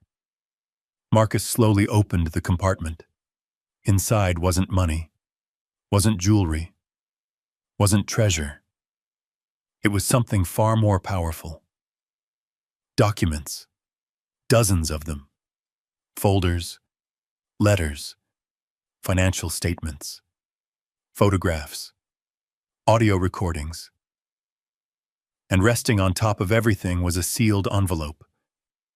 Charles immediately recognized the handwriting. His mother's. His expression changed. Open it. Marcus carefully broke the seal. The letter contained only a single page. The handwriting wavered in places, as though Eleanor had written it while afraid, or while running out of time. Marcus began reading aloud. If you're reading this, it means I failed to bring the truth into the light myself. The room fell silent. Even the security personnel stepped back, giving them space. Marcus continued. I know people will tell lies about me. I know they will say I am confused, old, unwell. Perhaps they will say worse. The words felt painfully personal, because those exact lies had already begun. Charles looked away. His jaw tightened. Marcus kept reading. I am leaving these documents because facts do not grow old. Truth does not forget. And character matters more than status. Marcus paused. His throat tightened unexpectedly. The next lines hit even harder. To the person who opened this box. If you are not my son, then you are someone I trusted. That means you helped me without asking who I was. The room seemed to disappear. Only Eleanor's voice remained. Only her words. Only her faith. Marcus continued reading. I chose you because kindness given to strangers is the rarest kind. Most people help those who can repay them. You helped an old woman nobody respected. That tells me everything I need to know. Charles lowered his head. His eyes glistened. Marcus swallowed hard, then read the final paragraph. If the world tries to make you feel small, remember this. Never let powerful people convince you that decency is weakness. It isn't. It is the strongest thing left in this world. The letter ended. Silence filled the vault. Nobody spoke. Nobody moved. For several seconds, Marcus simply stared at the page. A lifetime of being overlooked flashed through his mind. The jobs, the insults, the assumptions, the doors closed in his face. And yet somehow, this woman had seen him. Not his clothes, not his income, not his neighborhood. Him. Charles quietly wiped his eyes, then looked at the remaining contents. We should see what else is here. Marcus nodded. Together they began sorting through the files. The evidence appeared overwhelming. Bank transfers, internal memos, financial records, names, dates, signatures. Millions of dollars redirected away from charity programs. Millions intended for sick families, hungry children, community centers. Everything traced back toward a small group of executives. And one name appeared repeatedly. Richard Hale. Marcus felt his pulse quicken. There he is. Charles nodded grimly. There he is. Then Marcus discovered something else. A photograph tucked between two folders. At first it seemed ordinary, just Eleanor standing beside several children. Then he noticed the date. Recent. Very recent. Only weeks old. On the back, Eleanor had written another message. This one directed specifically to Charles. My son, if you find this, remember what we built. Protect people, not reputations. Charles stared at those words for a very long time. When he finally spoke, his voice sounded different, stronger, more certain. I know what I have to do. Marcus nodded. The evidence was real. The proof existed. The truth had survived. But as relief began settling over them, one of Charles's security officers suddenly approached, his expression tense. Sir. Charles looked up. What is it? The guard held out a phone. You're going to want to see this. Charles took it. His face immediately hardened. Marcus stepped closer. What happened? The billionaire slowly lowered the screen, his eyes dark, cold, focused. Richard Hale had just announced an emergency charity gala for the following evening, a massive public event, televised, packed with investors, board members, media outlets, powerful people. Marcus frowned. Why now? Charles looked directly at him. Because both men instantly understood. Richard knew. Maybe not everything, but enough. Enough to realize the truth was coming. Enough to prepare. Enough to fight back. Charles folded Eleanor's letter carefully, then looked at Marcus. The next move won't happen in a vault. His voice was calm, determined. It'll happen in front of the entire world. And suddenly Marcus realized the battle wasn't ending. It was only getting started. The drive back from the station felt very different from the drive there. A few hours earlier, Marcus had been chasing answers. Now he was carrying them. Boxes of documents, copies of financial records, audio recordings, letters written by Eleanor Whitmore herself. Enough evidence to shake one of the most powerful corporations in America. Yet instead of feeling relieved, Marcus felt uneasy. Because powerful people rarely surrendered quietly. Snow drifted across the windshield as Charles drove through downtown Detroit. The city lights blurred against the glass. For several minutes, neither man spoke. Finally, Marcus broke the silence. "You think Richard knows?" Charles didn't hesitate. "He knows something." Marcus looked out the window. "Then why would he host a charity gala tomorrow?" Charles's expression hardened. "Because desperate people make public moves." "What kind of move?" "The kind that lets them control the story before someone else does." Marcus nodded slowly. That made sense. For weeks, Richard Hale had hidden behind lawyers, executives, and carefully crafted statements. Now he was stepping into the spotlight himself, which meant he was worried. And worried men made mistakes. Charles glanced toward Marcus. "He'll expect me." Marcus frowned. "But not me." A small smile appeared on Charles's face. "Exactly." The following day arrived gray and cold, the kind of winter afternoon that seemed to drain color from the world. Marcus spent the morning at the hospital. His mother was resting. The medication had helped. For the first time in weeks, her breathing looked easier. She smiled when he entered. Tired eyes. Marcus laughed softly. "Been a long week. A long life, baby." That earned another laugh. Then her expression became serious. "You're carrying something heavy." Marcus sat beside her bed. He thought about telling her everything. The billionaire, the missing woman, the conspiracy, the evidence. Instead, he simply squeezed her hand. "I'm trying to do the right thing." His mother smiled. "Then you're already winning." The words stayed with him long after he left. Later that afternoon, Marcus returned home. Jordan sat at the kitchen table doing homework. The boy looked up immediately. "Dad?" "Yeah? You gonna be on TV tonight?" Marcus nearly choked. "What?" Jordan grinned. "Everybody's talking about some fancy charity event." Marcus laughed despite himself. "I don't think anyone wants to see me on television." Jordan studied him.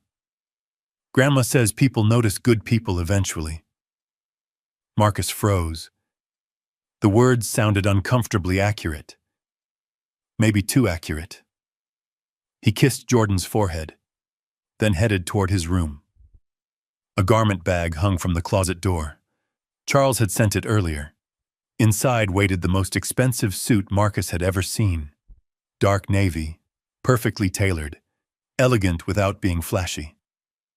Marcus stared at it, then laughed quietly. A delivery driver from the east side of Detroit, preparing for a billionaire's gala. Life had become strange, very strange. By evening, downtown Detroit glowed beneath thousands of lights. Luxury cars lined the streets. Valets hurried through the cold. Camera flashes illuminated the entrance of the Grand Windsor Hotel. The building rose above the city like a palace. Massive crystal chandeliers sparkled behind towering glass windows. Inside, wealth seemed to flow through every hallway. Marcus had never seen anything like it. As he stepped from Charles's SUV, nervousness hit him all at once. The suit helped, but it didn't erase years of feeling out of place. It didn't erase memories. The jobs where people assumed he didn't belong. The restaurants where servers ignored him. The meetings where nobody listened until someone wealthier repeated his idea. Those memories followed him through the hotel doors. The ballroom looked breathtaking. Golden light reflected from crystal fixtures overhead. String music drifted softly through the room. Men in tuxedos. Women in designer gowns. Champagne glasses. Perfect smiles. Perfect conversations. perfect appearances. Marcus instantly felt every eye on him. Some people recognized him, others didn't. But many noticed he didn't fit their picture of who belonged there. Whispers followed him. Quiet, subtle, yet impossible to miss. A woman glanced at his suit before asking another guest whether he worked for catering. A man looked him up and down before checking for a name badge. Another guest stared long enough to make Marcus uncomfortable. Old feelings returned. The familiar feeling of being tolerated rather than welcomed. Charles noticed immediately. "You okay?" Marcus forced a smile. "Yeah." Charles raised an eyebrow. "No, you're not." Marcus sighed. "Feels like high school all over again." Charles glanced around the room. His expression darkened. "Then they're the ones with the problem." Marcus appreciated that. More than Charles probably realized. Still, it didn't make the room easier. Across the ballroom, cameras flashed. A crowd gathered near the stage. Richard Hale had arrived. The attorney looked exactly as Marcus remembered. Confident, polished, expensive. His smile appeared effortless. But Marcus noticed something different tonight. The confidence looked forced. The smile never reached his eyes. Richard was nervous. Not visibly, not enough for most people to notice. But Marcus noticed, and apparently Charles did too, because the billionaire leaned closer. "He knows." Marcus nodded. Richard spent the next hour shaking hands, giving interviews, posing for photographs, talking about generosity, talking about community, talking about integrity. Every word felt ironic. Marcus watched guests applaud. Many of them had no idea that millions intended for struggling families had vanished. No idea that the man speaking about compassion had helped steal resources from people who desperately needed them. Eventually, Richard took the stage. The room quieted. He adjusted the microphone, smiled, and began speaking. "Tonight is about service."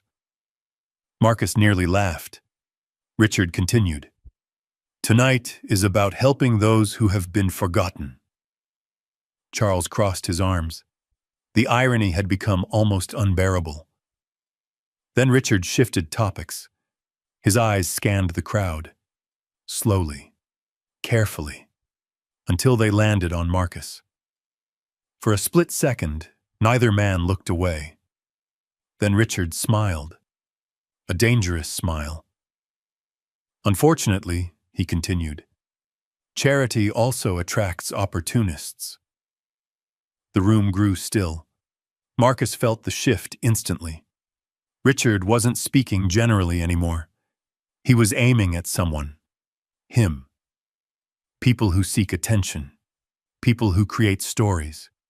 People who manipulate public sympathy. Several guests exchanged confused looks. Marcus felt his stomach tighten. Charles's jaw clenched. Richard continued speaking, never mentioning Marcus by name, yet making the target obvious. "The truth matters. Facts matter. And we must be careful who we choose to trust." A few people nodded.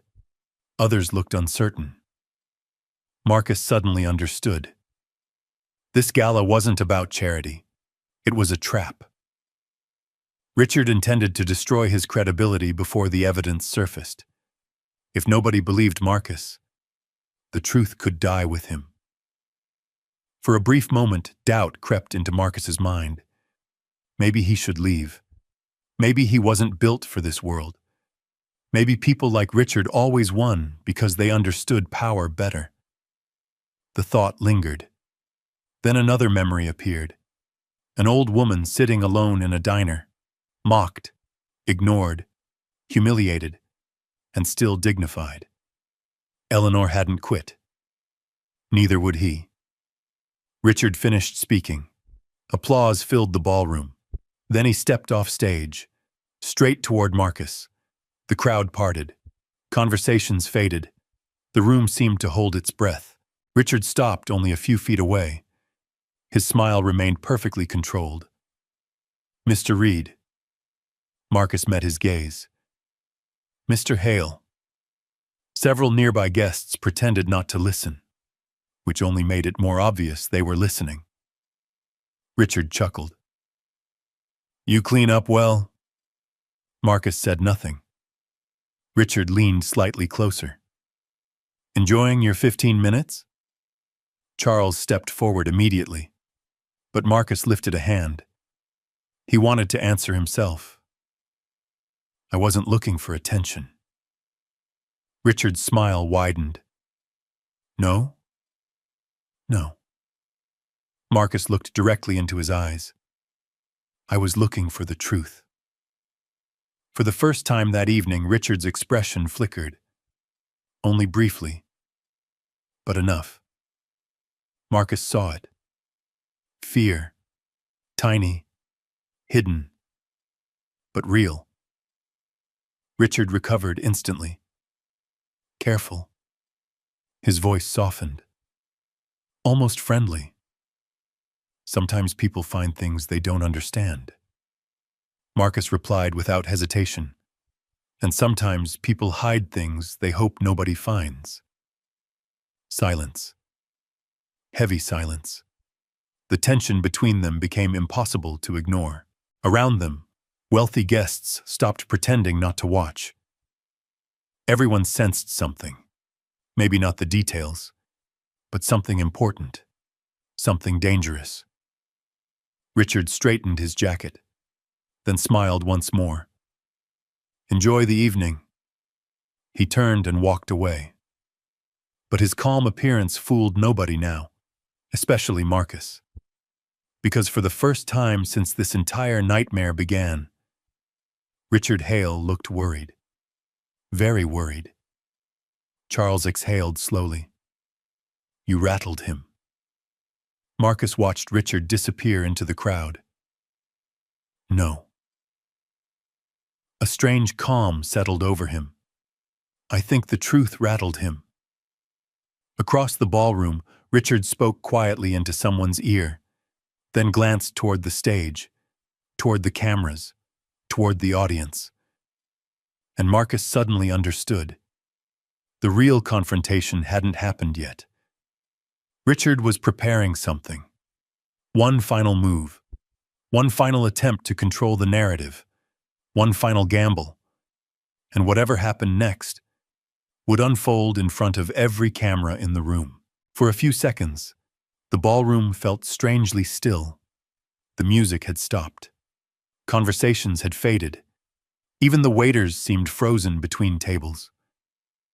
Richard Hale stood near the stage, smiling for the crowd, while quietly speaking into the ear of one of his assistants. Marcus watched him carefully. Something was coming. He could feel it. The same way people feel a storm before the first thunder arrives. Charles felt it too. "Stay close to me," he said quietly. Marcus nodded. Across the ballroom, television crews adjusted their equipment. Photographers moved toward the stage.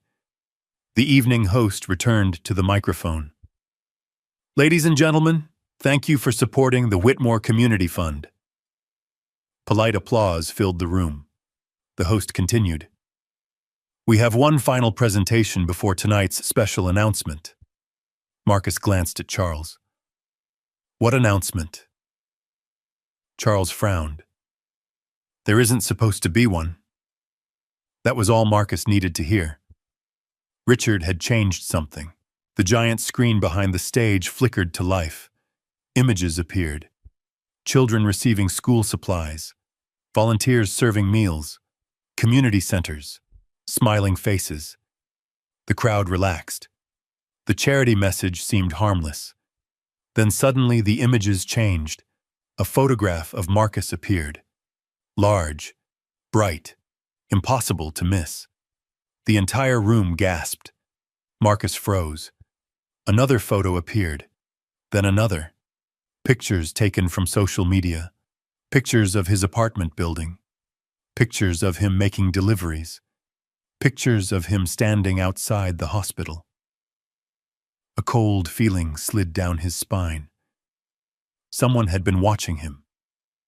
The audience murmured, confused, uncomfortable. Then Richard Hale calmly walked onto the stage. He didn't ask permission. He simply took the microphone.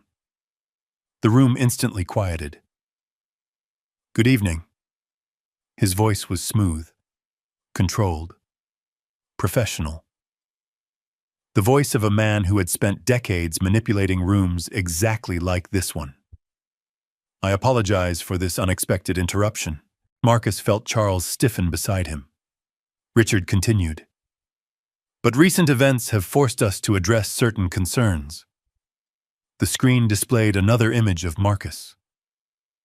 Richard smiled sadly, as if he hated what he was about to do. "As many of you know, false accusations have recently been made against members of our organization." The crowd listened.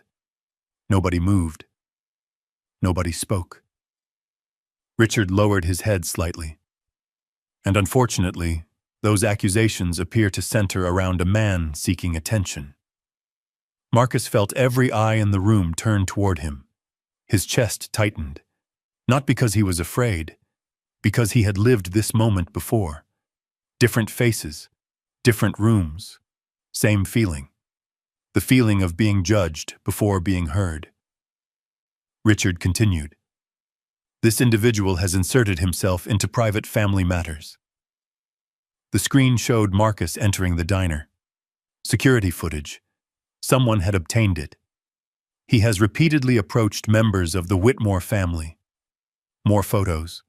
More footage. Marcus helping Eleanor. Marcus entering Charles's office. Marcus leaving the train station. Everything carefully arranged. Everything designed to tell one story. A dangerous story. A story that painted Marcus as a manipulator. A grifter. An opportunist. Richard spread his hands. "I ask you one simple question." He paused. "If a stranger suddenly appeared in your family during a time of crisis," his eyes found Marcus, "wouldn't you be suspicious too?" Several people exchanged uncertain looks. Some nodded. Others looked uncomfortable. Marcus could see the strategy now. Richard wasn't trying to prove anything. He was creating doubt.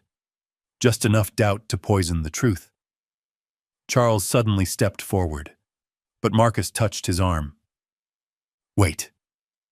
Charles looked surprised. Marcus kept his eyes on the stage. "Let him finish." Richard smiled, believing he had control, believing the room belonged to him, believing Marcus would stay silent. The attorney continued. "I understand why some people sympathize with Mr. Reed." The giant screen showed Marcus standing beside his son. A private photo. One that should never have been public. Marcus felt anger rise inside him. Not for himself, for Jordan. Richard kept talking. "He has faced challenges. He has struggled. And we all wish him well." The fake sympathy sounded worse than open hostility. Then came the final blow. The screen displayed Marcus's financial records, hospital bills, late payments, debt notices. The room gasped. Someone whispered. Someone else looked away. Richard sighed dramatically. "And isn't it convenient?" His voice softened. "That a man facing financial hardship suddenly finds himself connected to a billionaire family?" The implication landed exactly as intended. Marcus heard it. Everyone heard it.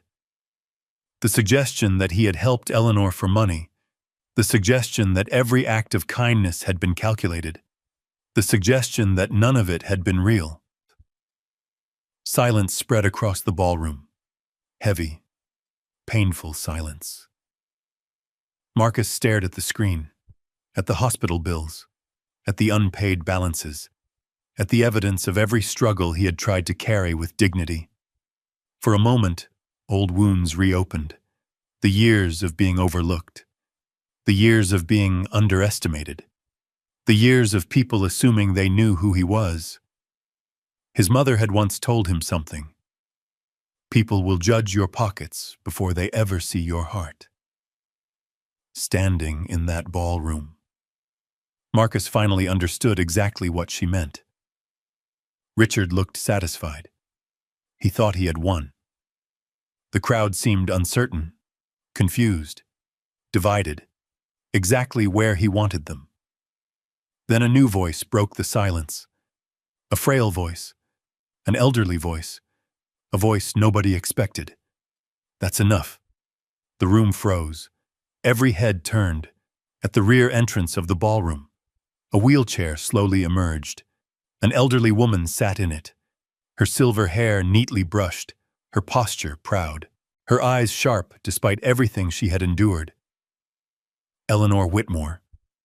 The entire room erupted. Gasps, whispers, shock. Some guests even stood. Charles looked stunned. Marcus stared. He hadn't expected this. Nobody had. Eleanor had insisted on resting. The doctors had warned against stress. Yet here she was. The crowd parted as she moved forward. The wheelchair rolled slowly toward the stage. Richard's face lost color. For the first time all evening, he looked genuinely afraid. Eleanor stopped directly below the stage. The room became silent again. She looked up at Richard, not with anger, not with hatred, with disappointment, the kind that hurts far more. You've spoken long enough. Richard tried to recover. Eleanor, I think you're confused. No. Her voice cut through the room. Clear, strong. I'm finally seeing things clearly. Applause broke out, scattered at first, then louder. Richard gripped the microphone. Eleanor, these people are manipulating you. The old woman laughed softly, a sad laugh. The man who bought me lunch? She pointed toward Marcus. The man who gave away money he didn't have? The man who sat beside me when everyone else looked away? She shook her head. No. Then she looked around the ballroom, at the donors, the executives, the reporters, the cameras. That man didn't know my name. Her voice trembled slightly. He didn't know I had money. He didn't know I had influence. He thought I was a homeless old woman. The room listened. Every word mattered, and he helped me anyway. The silence became emotional. Marcus felt his throat tighten. Eleanor pointed directly at him. When I was hungry, he fed me. When I was humiliated, he stood beside me. When I was afraid, he protected me. Tears appeared in several eyes throughout the room. Even people who had doubted him moments earlier seemed uncomfortable now. Eleanor turned back toward Richard. You keep asking people to be suspicious. She nodded slowly. That's because you think everyone is like you, the crowd gasped. Richard opened his mouth. Nothing came out. Eleanor continued. But Marcus Reed never asked who I was. He never asked what I could give him. He simply treated me like a human being. The ballroom exploded into applause. Louder this time. Longer. Real. Marcus lowered his head. The emotion hit harder than he expected. Because all his life, recognition had been rare. People noticed mistakes. They noticed failures. They noticed skin color. They noticed poverty. Very few noticed character. Yet tonight, an entire room was hearing the truth. Not Richard's version. The real one. Eleanor looked toward the cameras, then toward Charles, then finally toward Marcus. A small smile touched her face, and for the first time since that day inside the diner, Marcus saw peace in her eyes. But then Eleanor reached into her purse, pulled out a folded envelope, and raised it slightly. The smile disappeared. Her expression became serious again. Very serious. There's something else. The room immediately quieted. Charles frowned. What is it, Mom? Eleanor looked at the envelope, then at Richard. Richard's face turned pale. So pale that even the reporters noticed. Eleanor spoke slowly. I kept one final piece of evidence hidden. A collective gasp swept through the ballroom. Charles stared. Marcus stared. Even Richard stopped pretending. The envelope trembled slightly in Eleanor's hand. This letter was written the day before my husband died. Nobody moved. Nobody breathed. And if what's inside is true...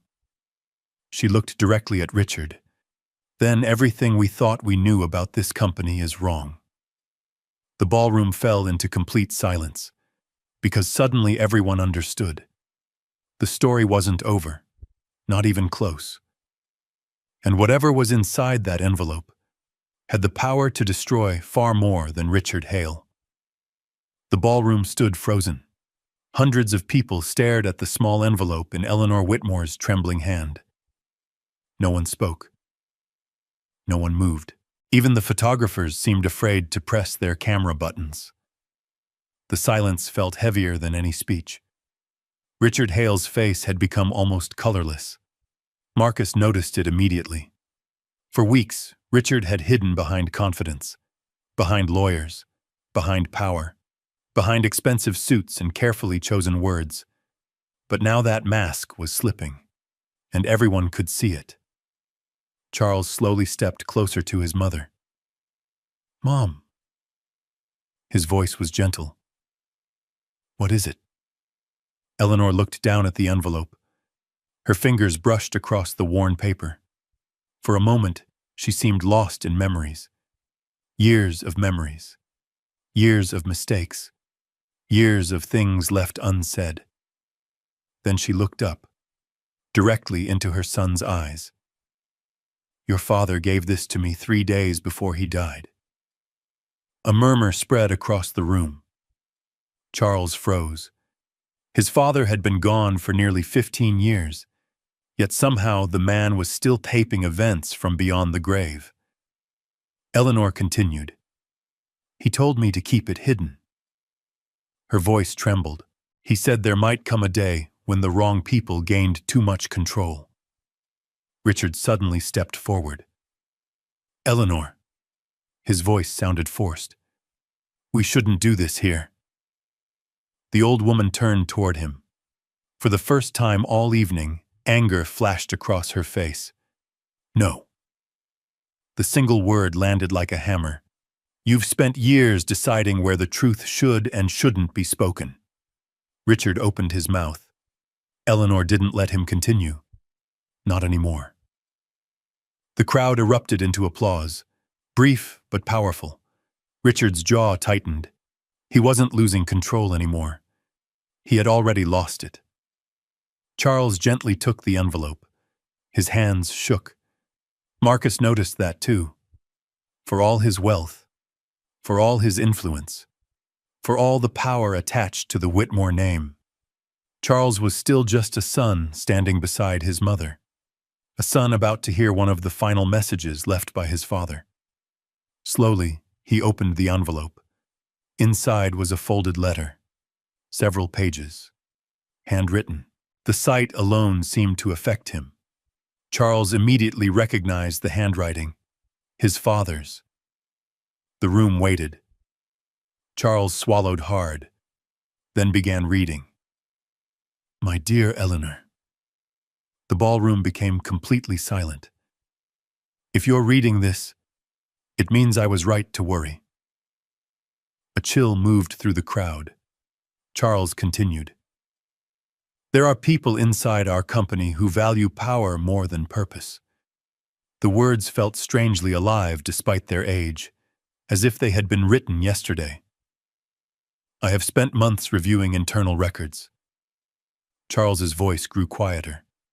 And I fear some of the men closest to our organization are not who they pretend to be. Richard lowered his head. Marcus saw sweat forming near his collar. Charles kept reading.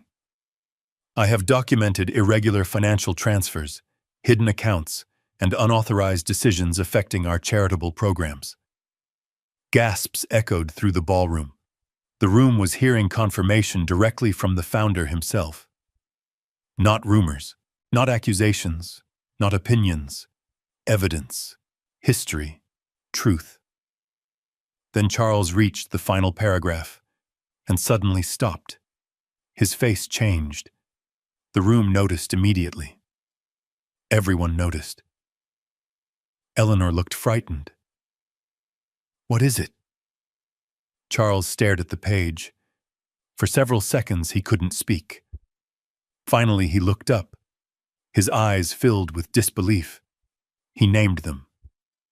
The room erupted into whispers. Charles slowly raised the letter. My father listed every executive he suspected. Reporters immediately rushed closer. Camera lights flashed. Richard took a step backward, then another, then another. The movement was small, but Marcus saw it. The first instinct of a man looking for an escape. Charles continued reading names, one after another. Several executives sitting near the front visibly flinched.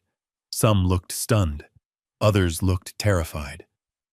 One man quietly left his chair. Security immediately blocked the exit. The crowd gasped. Everything was unraveling. Years of secrets, years of lies, years of carefully protected corruption, coming apart in a single night. Then Charles read the final name, the final person listed by his father. The room held its breath. Richard Hale. Silence. Absolute silence. Richard closed his eyes. Only for a moment. But it was enough. Everyone saw it. Everyone understood. The game was over. For several seconds, nobody moved. Then applause erupted, louder than before. Not celebration. Relief. Relief that the truth had finally been spoken. Relief that the lies had finally reached daylight. Richard looked around the ballroom, at the cameras, at the reporters, at the executives, at the guests, at the evidence, at the letter, at Eleanor, at Charles. Finally, his eyes landed on Marcus, the man he had tried hardest to destroy. For a moment, neither spoke. Then Richard laughed.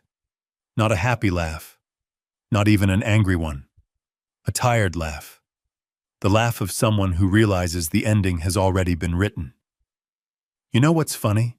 His voice echoed across the room. No one answered. Richard smiled bitterly. All of this. He gestured around the ballroom. The company, the money, the board, the power. His eyes moved toward Marcus, and the person who brought it down wasn't a lawyer. He laughed again.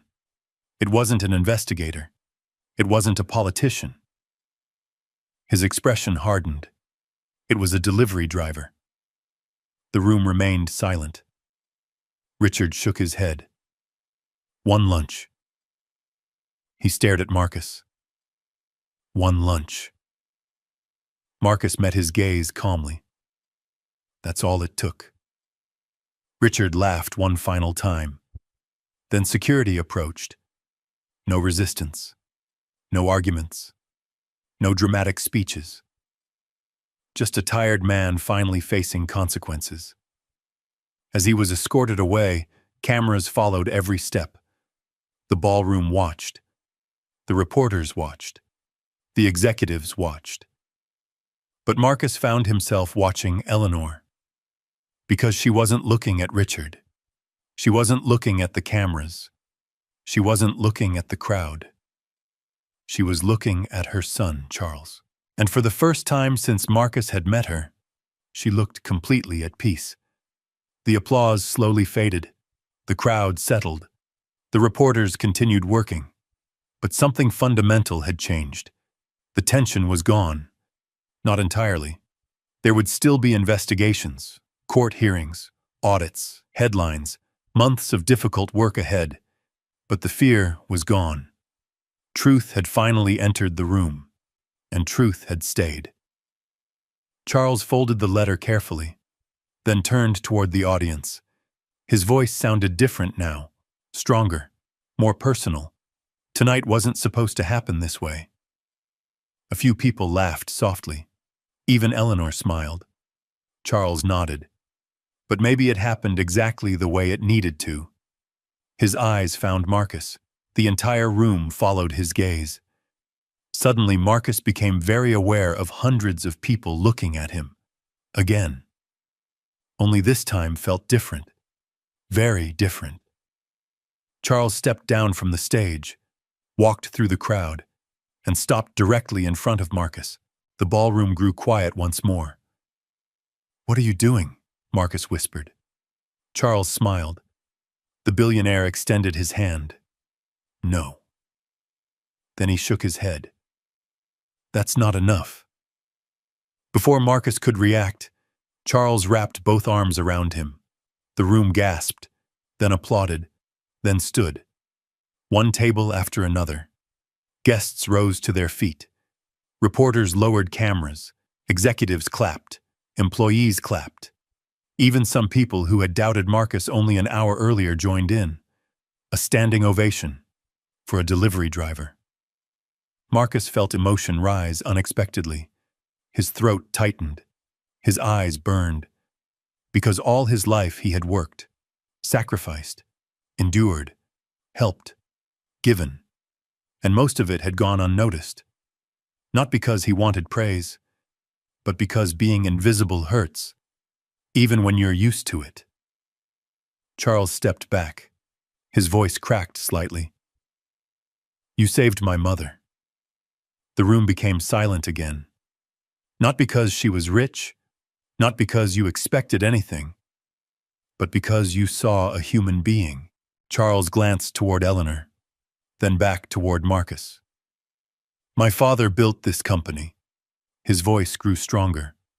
"But tonight," he looked directly into Marcus's eyes, "you reminded us why it was built." Marcus couldn't speak.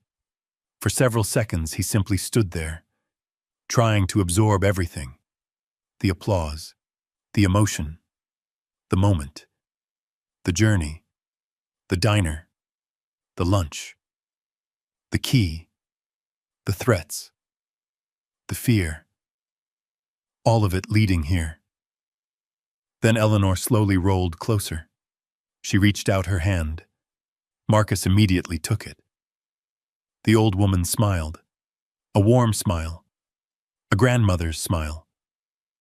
A mother's smile. A survivor's smile. "My boy." Her voice was soft. "But we're not finished yet." Marcus laughed through the emotion. "What now?" Eleanor squeezed his hand and smiled wider. "Oh!" She glanced at Charles, then back at Marcus. "Now we start fixing what was broken." And somehow, for the first time since this impossible journey began, that future no longer sounded frightening. It sounded hopeful.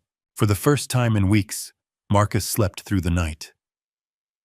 No mysterious phone calls, no threatening messages, no fear that someone might be watching his apartment from across the street. No anxiety every time a black SUV slowed near the curb. Just silence. Peaceful silence. The kind most people take for granted. Morning sunlight slipped through the curtains of his small apartment. Detroit looked different that day. Not because the city had changed, because Marcus had. He sat quietly at the kitchen table with a cup of coffee. Across from him, Jordan worked on a school project. His mother hummed softly while preparing breakfast. Simple sounds. Ordinary sounds. Sounds Marcus had almost forgotten how to appreciate. For a long moment, nobody spoke. Then Jordan looked up. "Dad?" Marcus smiled. "Yeah?" The boy grinned. "You're famous." Marcus nearly spit out his coffee. His mother burst into laughter. Jordan slid his phone across the table. Marcus looked down. News clips, interviews, photos from the gala. Headlines: Delivery driver exposes corporate scandal. Ordinary man saves billionaire's mother. The lunch that changed everything, Marcus groaned. Jordan laughed harder.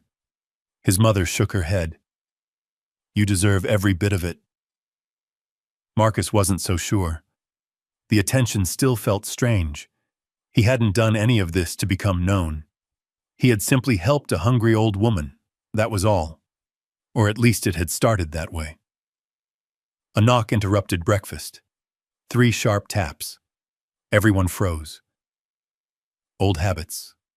Old fears. Marcus stood, walked to the door, opened it, and found Charles Whitmore standing outside.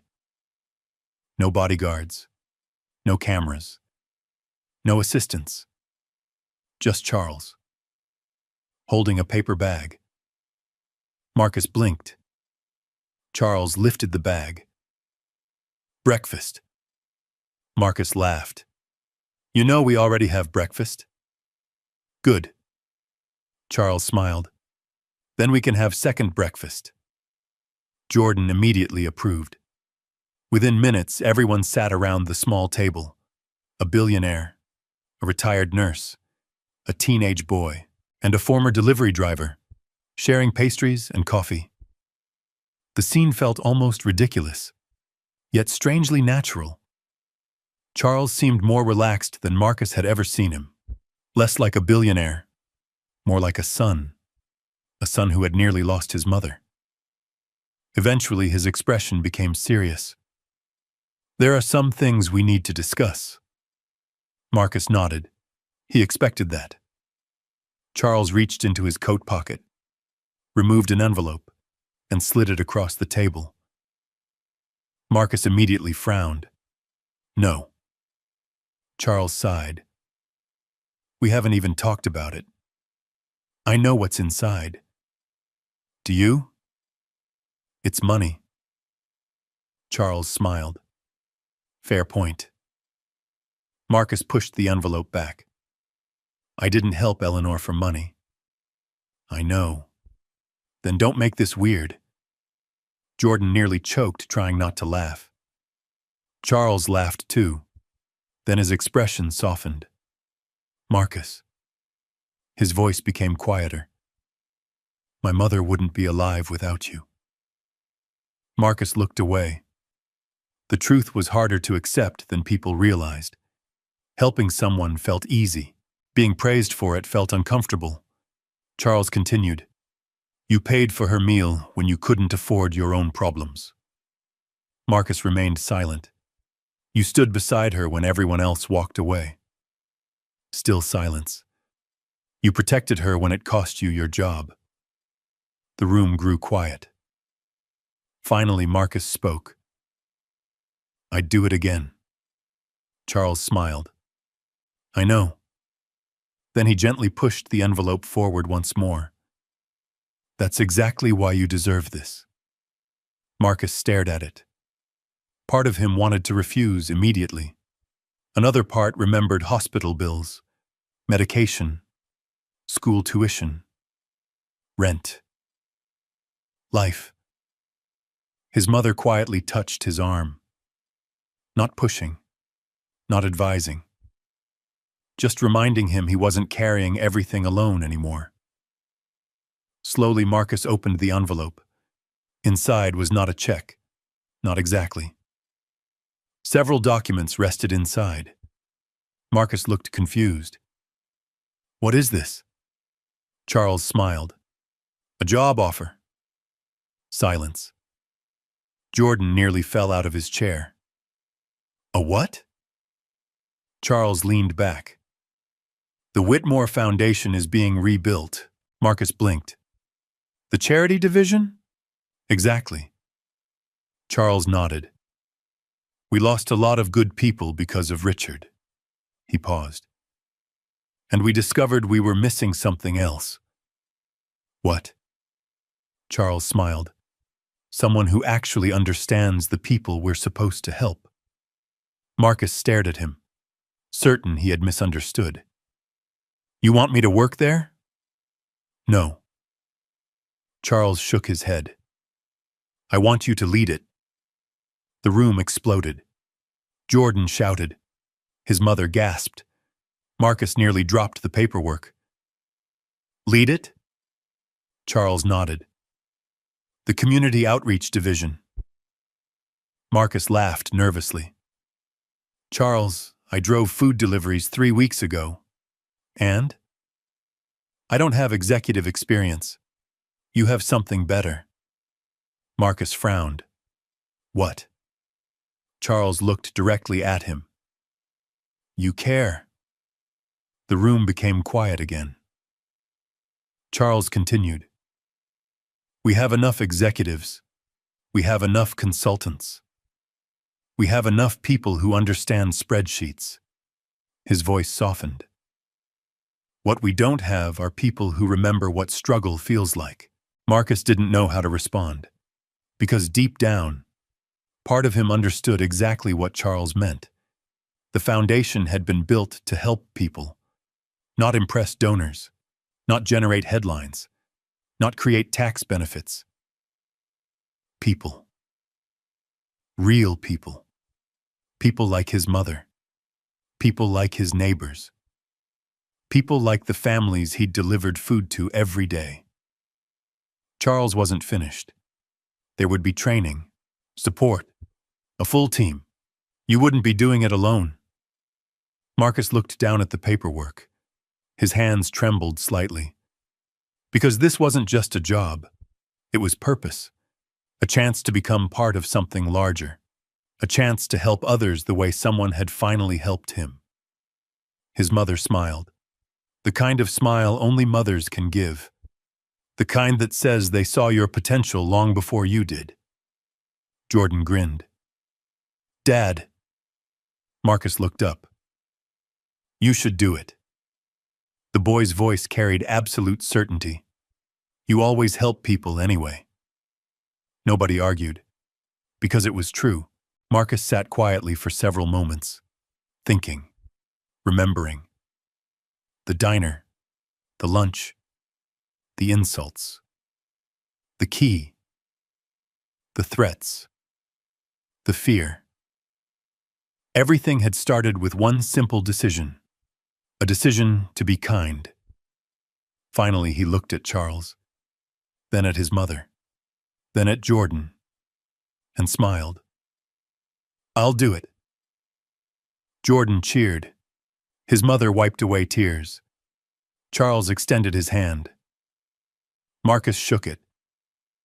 Not as a billionaire, not as a charity case, not as a hero, as a partner, as an equal, as a man whose life had unexpectedly changed.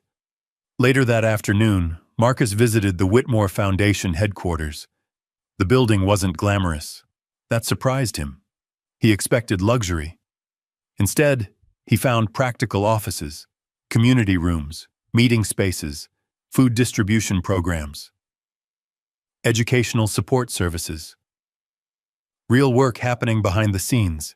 As he toured the facility, employees introduced themselves. Some recognized him immediately. Others simply welcomed him warmly. Nobody looked down on him. Nobody questioned whether he belonged. It felt unfamiliar, in the best possible way.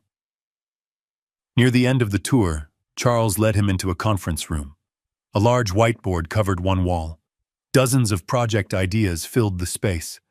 Scholarships, food programs, senior support services, medical outreach. Marcus studied the list, then stopped. One project caught his attention.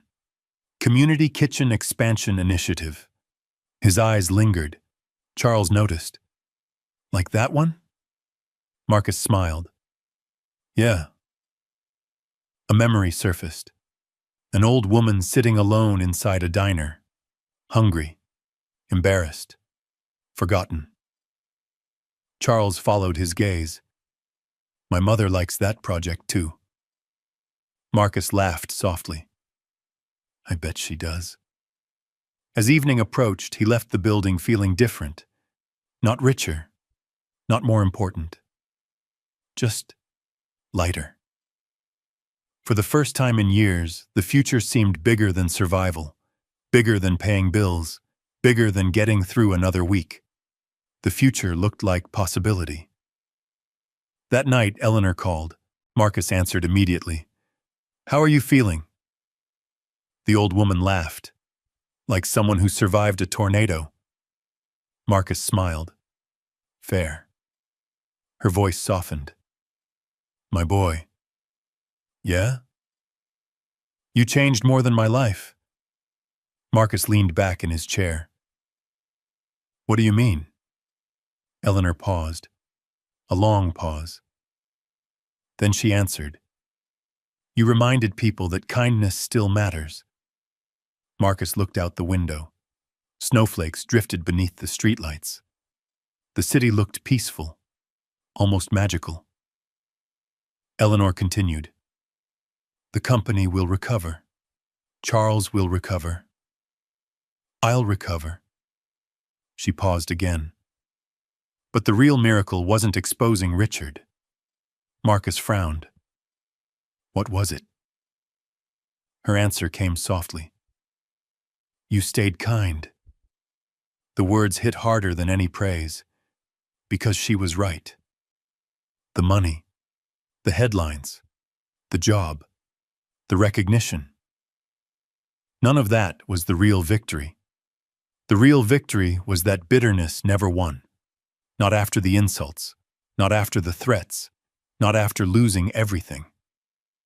Marcus still believed helping people mattered, and maybe that belief was worth more than any reward. As the call ended, Marcus sat quietly beside the window, watching snow drift through the Detroit night. For the first time in a very long time, he wasn't wondering how he would survive tomorrow. He was wondering on how many lives he might help change. And maybe that's the part of Marcus Reed's story that stays with you the longest. Not the headlines, not the billionaire, not even the scandal. Just a man who bought lunch for a lonely old woman when he could barely afford to help himself. This story reminds us that some of the most powerful things we ever do happen when nobody is watching. Marcus didn't help Eleanor because he expected a reward. He helped because it was the right thing to do, and sometimes a single act of kindness can quietly change more lives than we could ever imagine. Today, think about one small thing you can do for someone without expecting anything back. A phone call, a kind word, a helping hand. Marcus never knew that buying one meal would change his future. And you never know what difference one simple choice might make in someone else's life. If this story touched your heart, comment one below. And tell me, have you ever done something kind for a stranger without knowing what happened afterward? I'd love to hear your story. And stay with us, because the next story might make you see an ordinary moment in a completely different way.